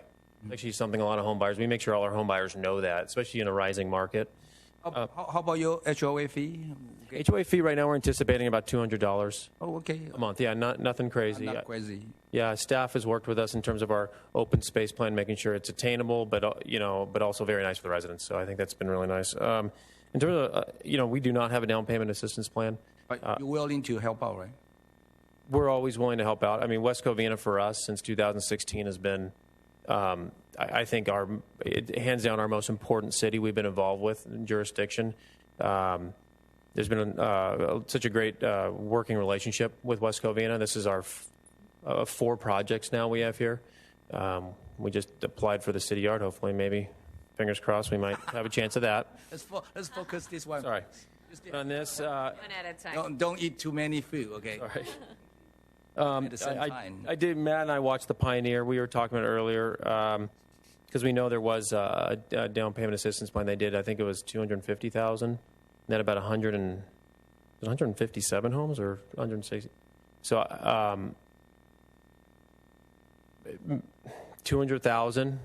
We're 119. I don't know if that's a number that would be going too far above that. We are stretching a little bit, but at the same time, we do understand the relationship with West Covina. We want to make sure you guys are happy with it. Also, you agree? They're very generous. 200,000. Like that idea. Yeah, thank you so much. I think this is going to help a lot of first-time home buyers. Okay, just to assist them with a down payment. Okay, we want to encourage okay, a young couple, okay, and to move in as an owner-occupied. Yeah. They own their home, okay. I owned my first home in West Covina back in 1989. Okay, that's how I started my business, okay, and changed my life. And I sit over here after 30 years. So you never know what changed your life, okay. So, but moving the first home is very important, okay. I was a young couple at the time. I purchased my first home at that time, 198,000 in 1989, but interest rate is 10%. 10%, okay, almost 11%. That's the time, 1989. So monthly payment is almost the same, like right now, 2.3 or something. So, but thank you so much, willing to help out, okay, and it's a beautiful project, okay, and I wish you all the best and build more, and I hope we can break ground this year, okay, and we want to have our city to help you guys to hurry up, get all the permit. You have any issue, okay, make sure y'all as city manager, make sure you can have a very smooth, okay, thing, so we can have people move into West Covina.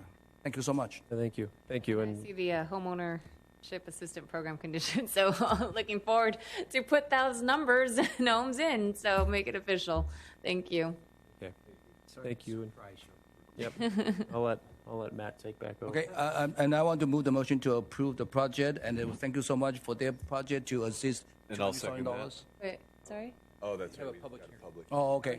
Yeah. Yes. All right. So, is there anyone who would like to speak in favor of the project? Oh, okay. Is there anyone who wishes to speak in opposition of the project? With the well, there's no rebutting, so. Mayor, I'd like to say that what I've handed out to you and the council is that we have an acceptance letter from the BIA. Favor. Okay. So nothing else, right? So then I'll close the public testimony portion of the public hearing. Madam Mayor? Yes. Does the applicant have any anything to discuss with council regarding any conditions? Oh. Go ahead. Well, you have to. If there's any fine prints, we need to know. Sorry about that. There were a couple conditions that we just wanted to touch on real quick. Yeah, thank you for going to that. Okay. Okay. So when we met with the Planning Commission, one of the conditions that was added was condition number 15 in the precise plan resolution, asking for the townhomes along Vincent to be upgraded to concrete roof tiles and to have smooth stucco. This is just for the townhomes along Vincent. We checked with our team. What we're offering is we can do the concrete roof tiles for all of the townhomes, so it doesn't look mismatched when you're, looking at the homes inside the track versus on Vincent. We'd rather put that expense up front and put it on the concrete roof tiles for all of the townhomes. What we'd ask is if we could remove the requirement for smooth stucco. We provide the industry standard 1620 stucco. It looks really, really nice. Is a smooth finish? It's a smooth industry standard. It's a 1620. Yeah, it's fine. Okay, it's fine. Yeah. Rough. Okay. Yeah. It's got a little bit of texture, but it's the problem that we find with the smooth stucco actually is when you install it, it starts to crack instantly, and so it creates a payment on the HOA. So what we're asking is if it's possible to remove that condition and let us upgrade the concrete roof tiles for all of the townhomes. I have no issue with that. Okay. And then condition number 16, if we could just go to that one, was there was a concern about crime in the area and the height of the wall, specifically on Vincent, and the request was to increase the height of the patio walls from 3 feet to 4 feet, and then they wanted 7-foot walls along. This is the Planning Commission. They wanted 7-foot walls along Garvey. We'd ask that we remove this condition. One thing that we're willing to do is first off, I want to mention every single home provides a Ring doorbell camera. So there's 119 cameras looking out, and if there's anyone that's thinking about committing a crime or is committing a crime, there's 119 cameras out there.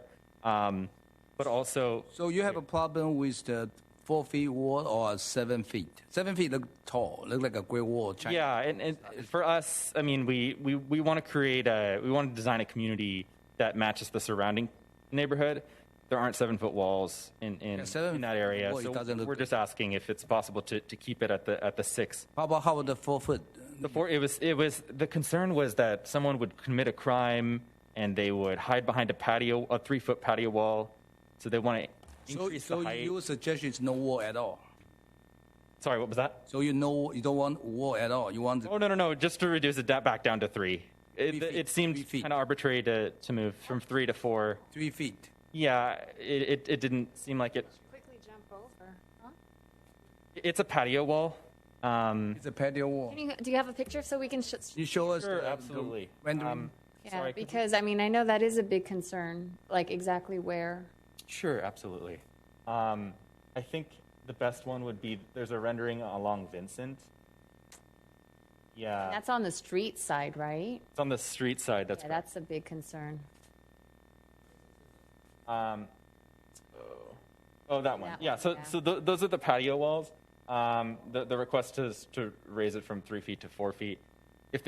Well, is it possible to have? I mean, the wall can stay 3 feet, but add another foot of mesh or something that just prevent easy access of. Is that they're walking through, right? Is that a sidewalk? I think it's a front door, right? And this is the front. It's a main. It's a main street and the front door. Right? People walk in here, like your Cameron 57.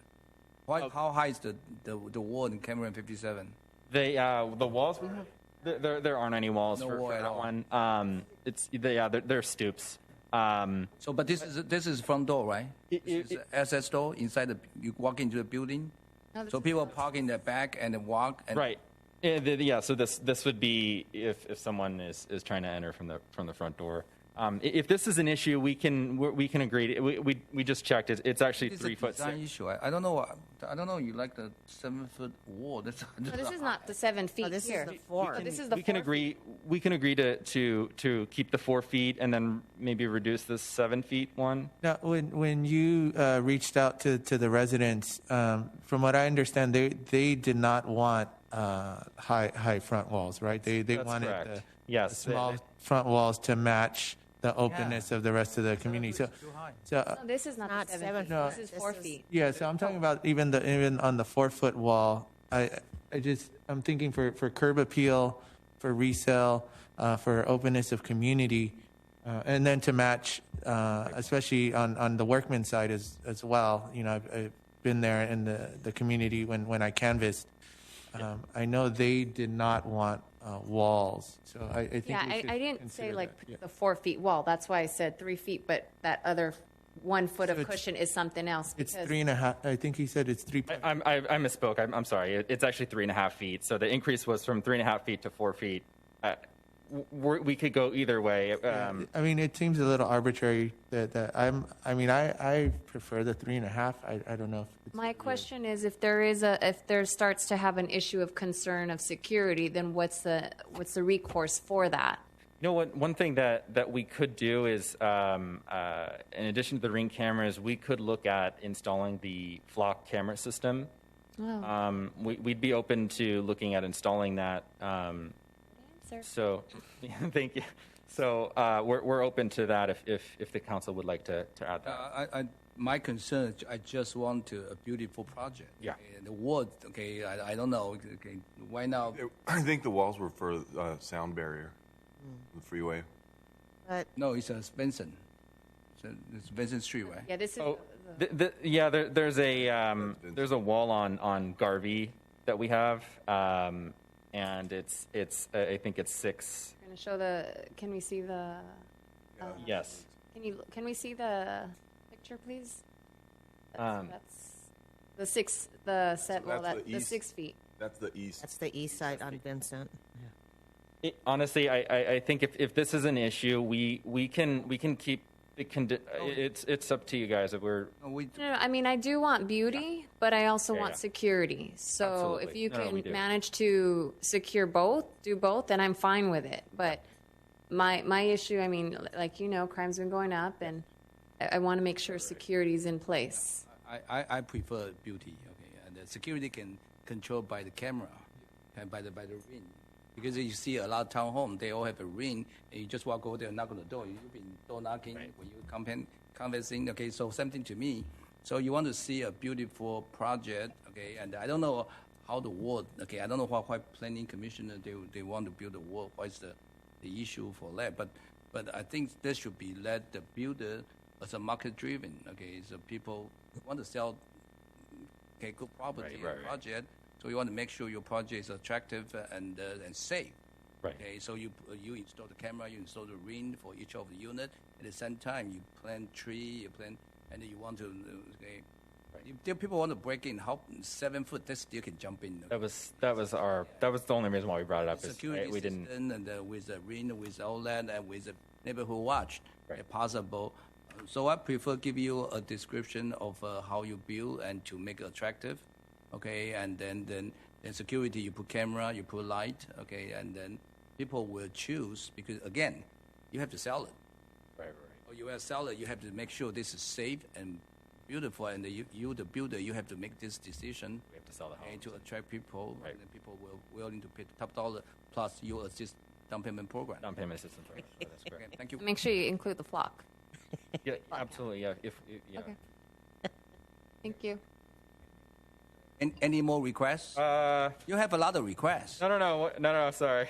Okay. So condition number 17. I'm sorry, I'm jumping around here. Was about better street lighting. The condition was double-sided. The Planning Commission asked to require double-sided light poles that emit twice the normal light. All we're asking is just to adjust the language that says that the applicant shall work with the engineering division in providing enhanced street lighting, pathway lighting, and illumination to increase safety and security along Garvey and Vincent Avenues to the satisfaction of the city engineer. It's saying the same thing. I have no problem. Okay, I think it's because, again, as a developer, you want to make sure your project, okay, your products can be sold like a hot cookie. So in that way, you want to make sure the lighting, the security, and the attraction, okay, and the people willing to move in. So about lighting, illumination, that would be you guys to calculate, and the city engineer, and engineer to look into it. It's not. Thank you. Yeah. I don't think it's not an amateur to force you down to your throat. I think it should be by the calculation and by the market driven and by our planning. Okay, our building and safety. So I have no problem to go to that. I don't know you guys. It's saying the same thing. It was very specific, and having the double-sided light that actually faces onto our I want something beautiful. Be a problem with HOA. For the street, you don't want it too bright. People window, the light pollution. Okay, because some people just cannot stand light. But we'll still work with the city engineer to make sure that we're providing adequate lighting. Okay, and then the last thing. You still have more?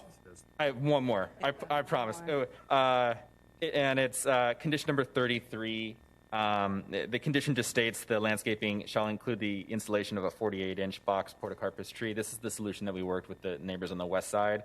All we're asking is just to adjust that language. Instead of 48-inch box, because there's only a 3-foot space there, that we adjust the language to say 15 feet instead of 48-inch box. So we're accomplishing the same thing that we've promised to the neighbors on the west side. It's just if we're not providing a 48-inch box tree, we just don't want to get caught not. Fine. Okay. That's the one you want. You guys okay? Good. Okay. Yeah, so easy. That's all for me. You. Just because you help out the $200,000 to the first-time home buyer, we become very soft. Appreciate it. But again, we want you to build a beautiful project. Yes. I think this is the way. Okay, we work together as partners. Okay, building and safety, okay, is the most important thing, and then the beautify attraction and build a nice project, have people to move in. Thank you, sir. Thank you. Thank you. So then we have a few to make a motion, correct? I think I will move the Combine it motion. all? To move this motion, the amendment for the 20. Okay, I'm going to move the motion to approve with all those, revised, amended, condition. Yeah, go ahead, City I just Manager. want to be clear that you're adding precise plan condition number 46A, which is the language on the screen regarding the homeowner assistance program with $200,000, if I'm correct? And If you want to give more, I don't mind. $200,000? Going once? Going one, going Twice? two, going $200,000.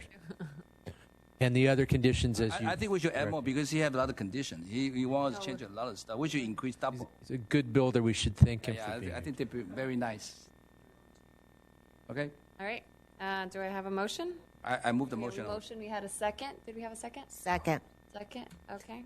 Roll call. Mayor, if I understand the motion, we're approving motion to resolution, 202177, 78, 79, 80, as well as ordinance number 2485. Yes.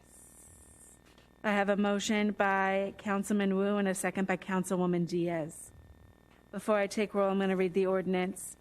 Ordinance number 2485, an ordinance of the City Council of the City of West Covina, California, approving zone change number 2003 and adopting the Vincent Place adopting the Vincent Place specific plan. Councilmember Tabatabai? Aye. Councilman Wu? Aye. Councilwoman Diaz? Aye. Mayor Pro Tem Castellanos? Aye. Mayor Lopez Viado? Aye. Motion passes 5-0. Congratulations. Now on to item number 8.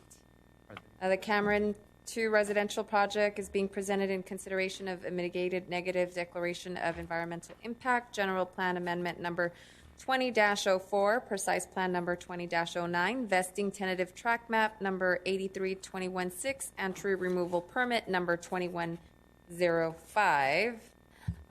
Will the city clerk verify the proper legal notice has been given? Proper notice has been given, Mayor.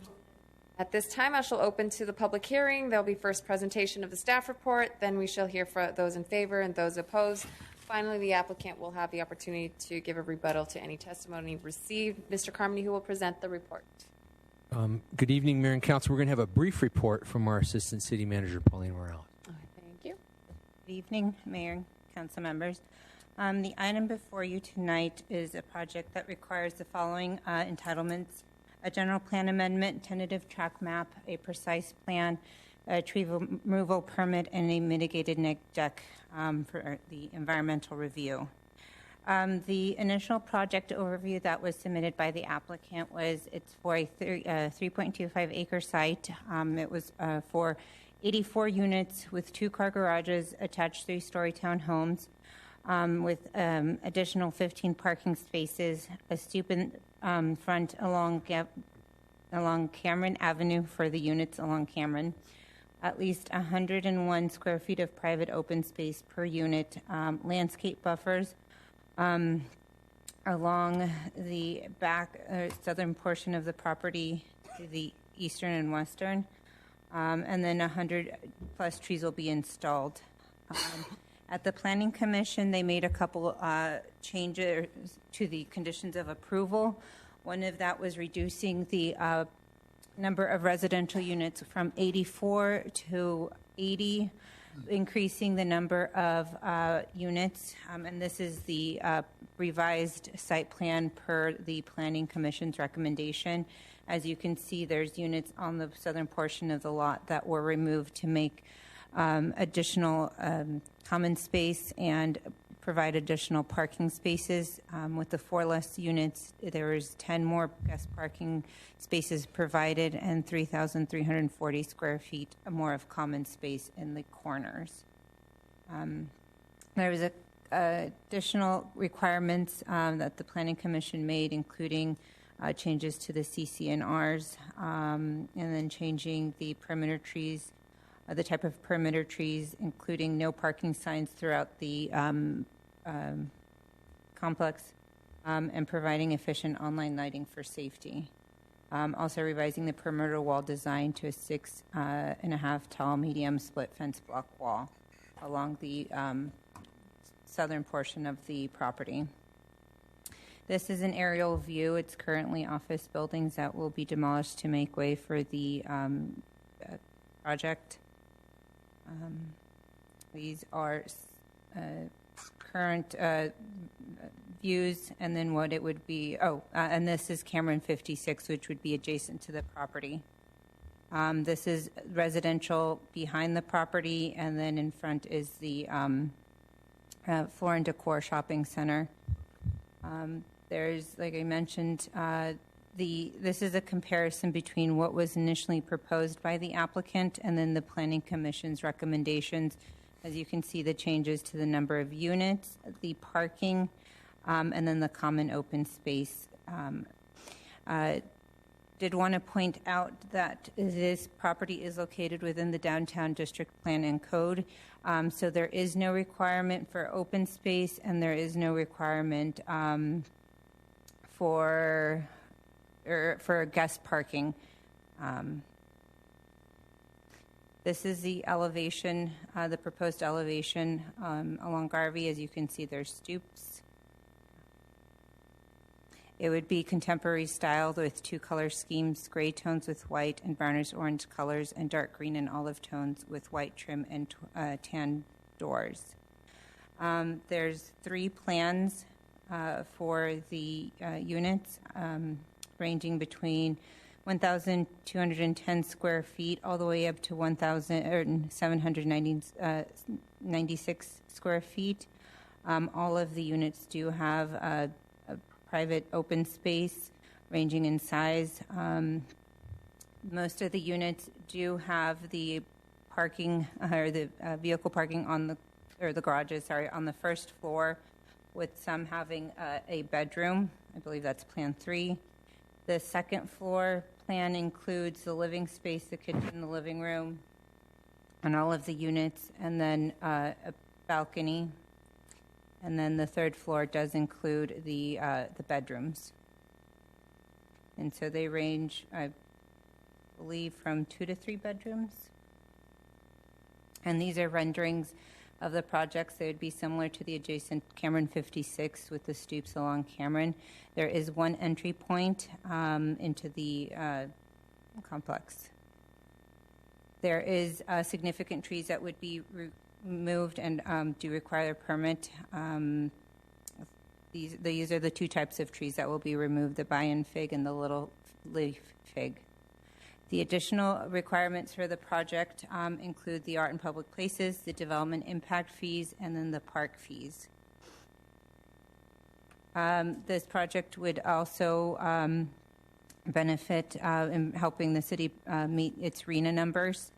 It is, like mentioned, in the downtown district, which does provide for higher density housing in the downtown area.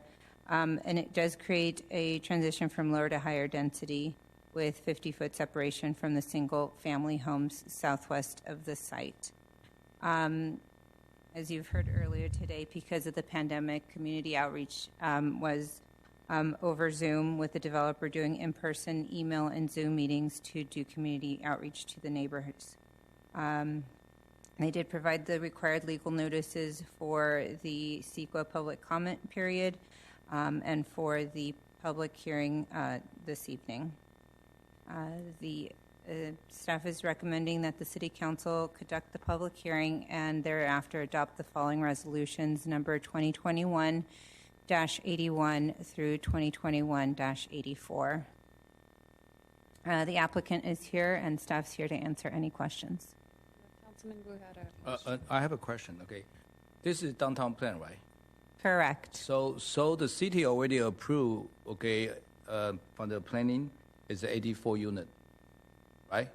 The Planning Commission recommended it get reduced from 84 to 80. I understand, but I'm talking about when they submit 84, our planning staff is recommending recommendation 84. So why is the reason they down to 80? Okay, because downtown plan they don't request the parking, they don't request and the space, open space. So what's the point? We don't go with our general plan, and then we suddenly changing because the preference. So what is the reason? I believe that the Planning Commission wanted to provide increase the common space within the complex and to add additional guest parking.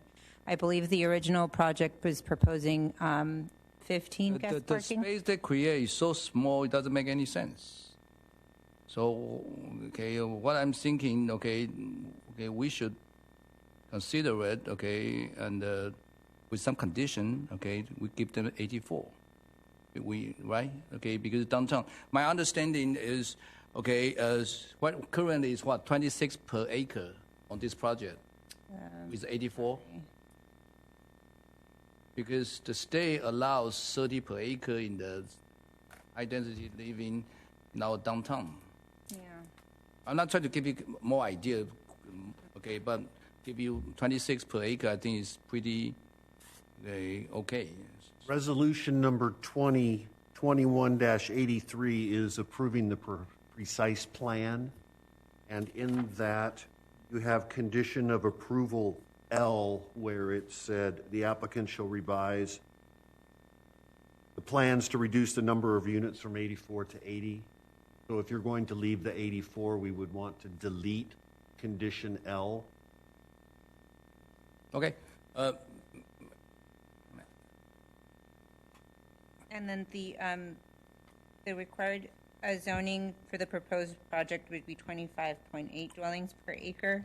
I know you are very successful. How many per acre? Sorry. Sorry. Can you repeat yourself? You just. I'm sorry. I interrupt you. Want to say? Sorry, I thought you wanted the zone. Yeah. Just go ahead. Just. So approval of general plan amendment is required to enable the project to be built at the proposed density of 25.8 dwellings per acre. Okay. So okay. So you need 84, right? We would like to request to remove that condition. Your 50 Cameron 56 is sold out. Okay, I think very successful. Exactly. We sold out in less than a year. Yeah. Really successful project. This project, why is it looks like you have a big one, small one. I went through your planning hearing. Okay, and I watched on the YouTube. So a question would be, why is the price again? Okay, because you have a small one. Again, the first-time home buyer, I want to make sure they can afford it. Right. Okay. It's a starter home. Yeah. I'll let Aaron touch on the pricing again. It will be similar pricing, but in the low fives is where you're going to start on these units, and in terms of the condition on condition L, we would like to remove that if it's the council's desire. We think it's a very nice, efficient site. I think there's going to be a great emphasis on people being in the downtown. It's kind of the whole spirit of the downtown plan was. That's why I do believe there was the reason why they said, hey, no guest parking, really no open space requirement, because they wanted to allow that kind of form-based code to take form in the downtown area. And so we do believe we've created a nice plan. Assist program. Okay. Yeah, I was actually. Yes, I want an assist program. So I would like to offer, the same amount as we're offering in Vincent. $200,000? Yeah, I would like to offer that. Okay. City West Covina. So you are going to give us, a down payment assist program for first-time home buyer or the home buyer? For the home buyer, we would be willing to do $200,000 for this. As owner-occupier, they buy in to move in, not renter. They want to buy, move in. Just so you know, on Camera 56, Councilmember Wu, over half of our buyers are first-time home buyers. I think 34 of them were. And then of the 56 homeowners, I believe 32 of them were first responders. Oh, we've had it was a really great buyer profile. That's why I said this kind of housing is very important for starter home, for first-time home buyers. Okay, and with some affordable with low interest rate. Okay, and I want more. Okay, so I hope you can build more in our city. Okay, and so in that way, I'm okay with 84, but I can go to other council. Anybody else have a question, comment?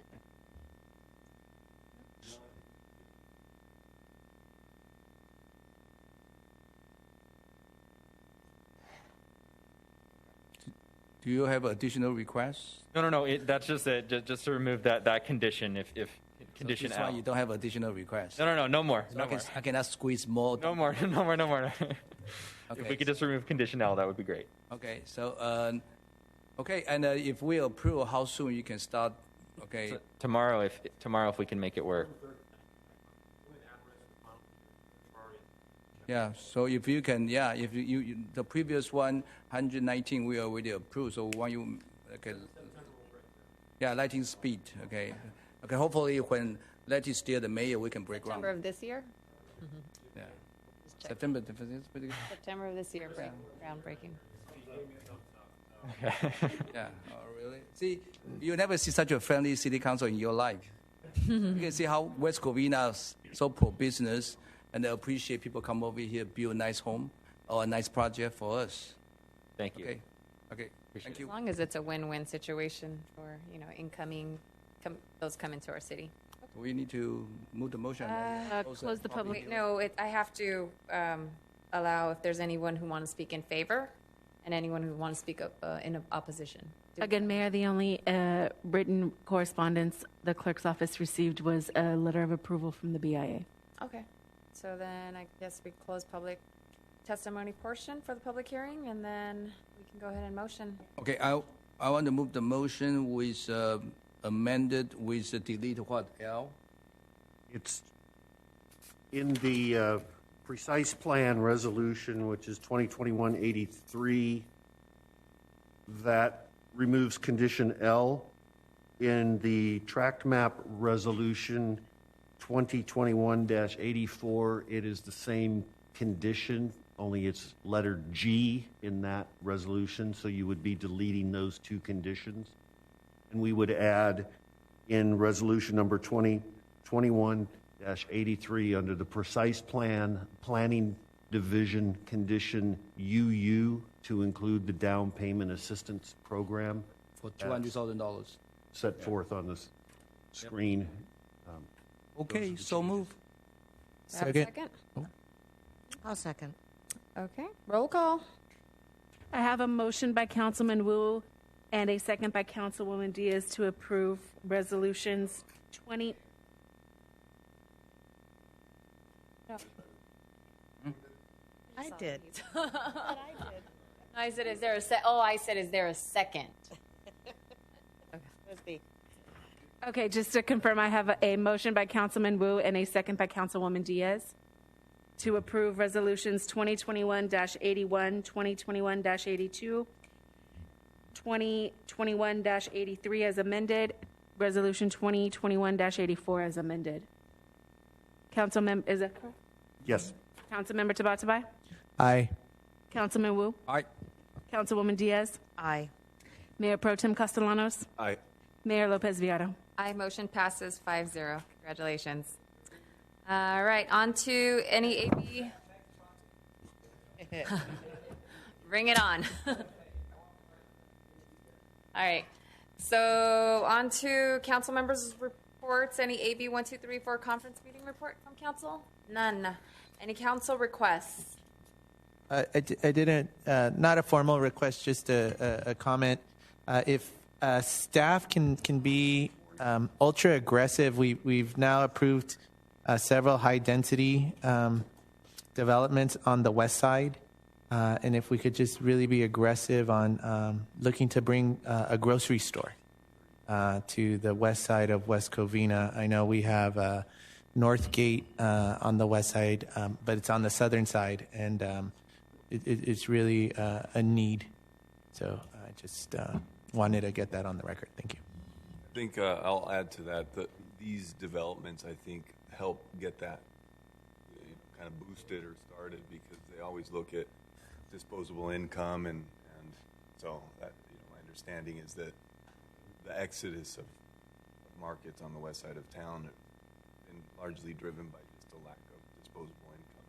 Hopefully this helps, and hopefully some supermarkets are listening and come set up shop. Anything else? All right. So any other comments? No? So then this concludes our meeting. Anybody like to adjourn? We're going to adjourn? All right. Adjourn. Have a good night.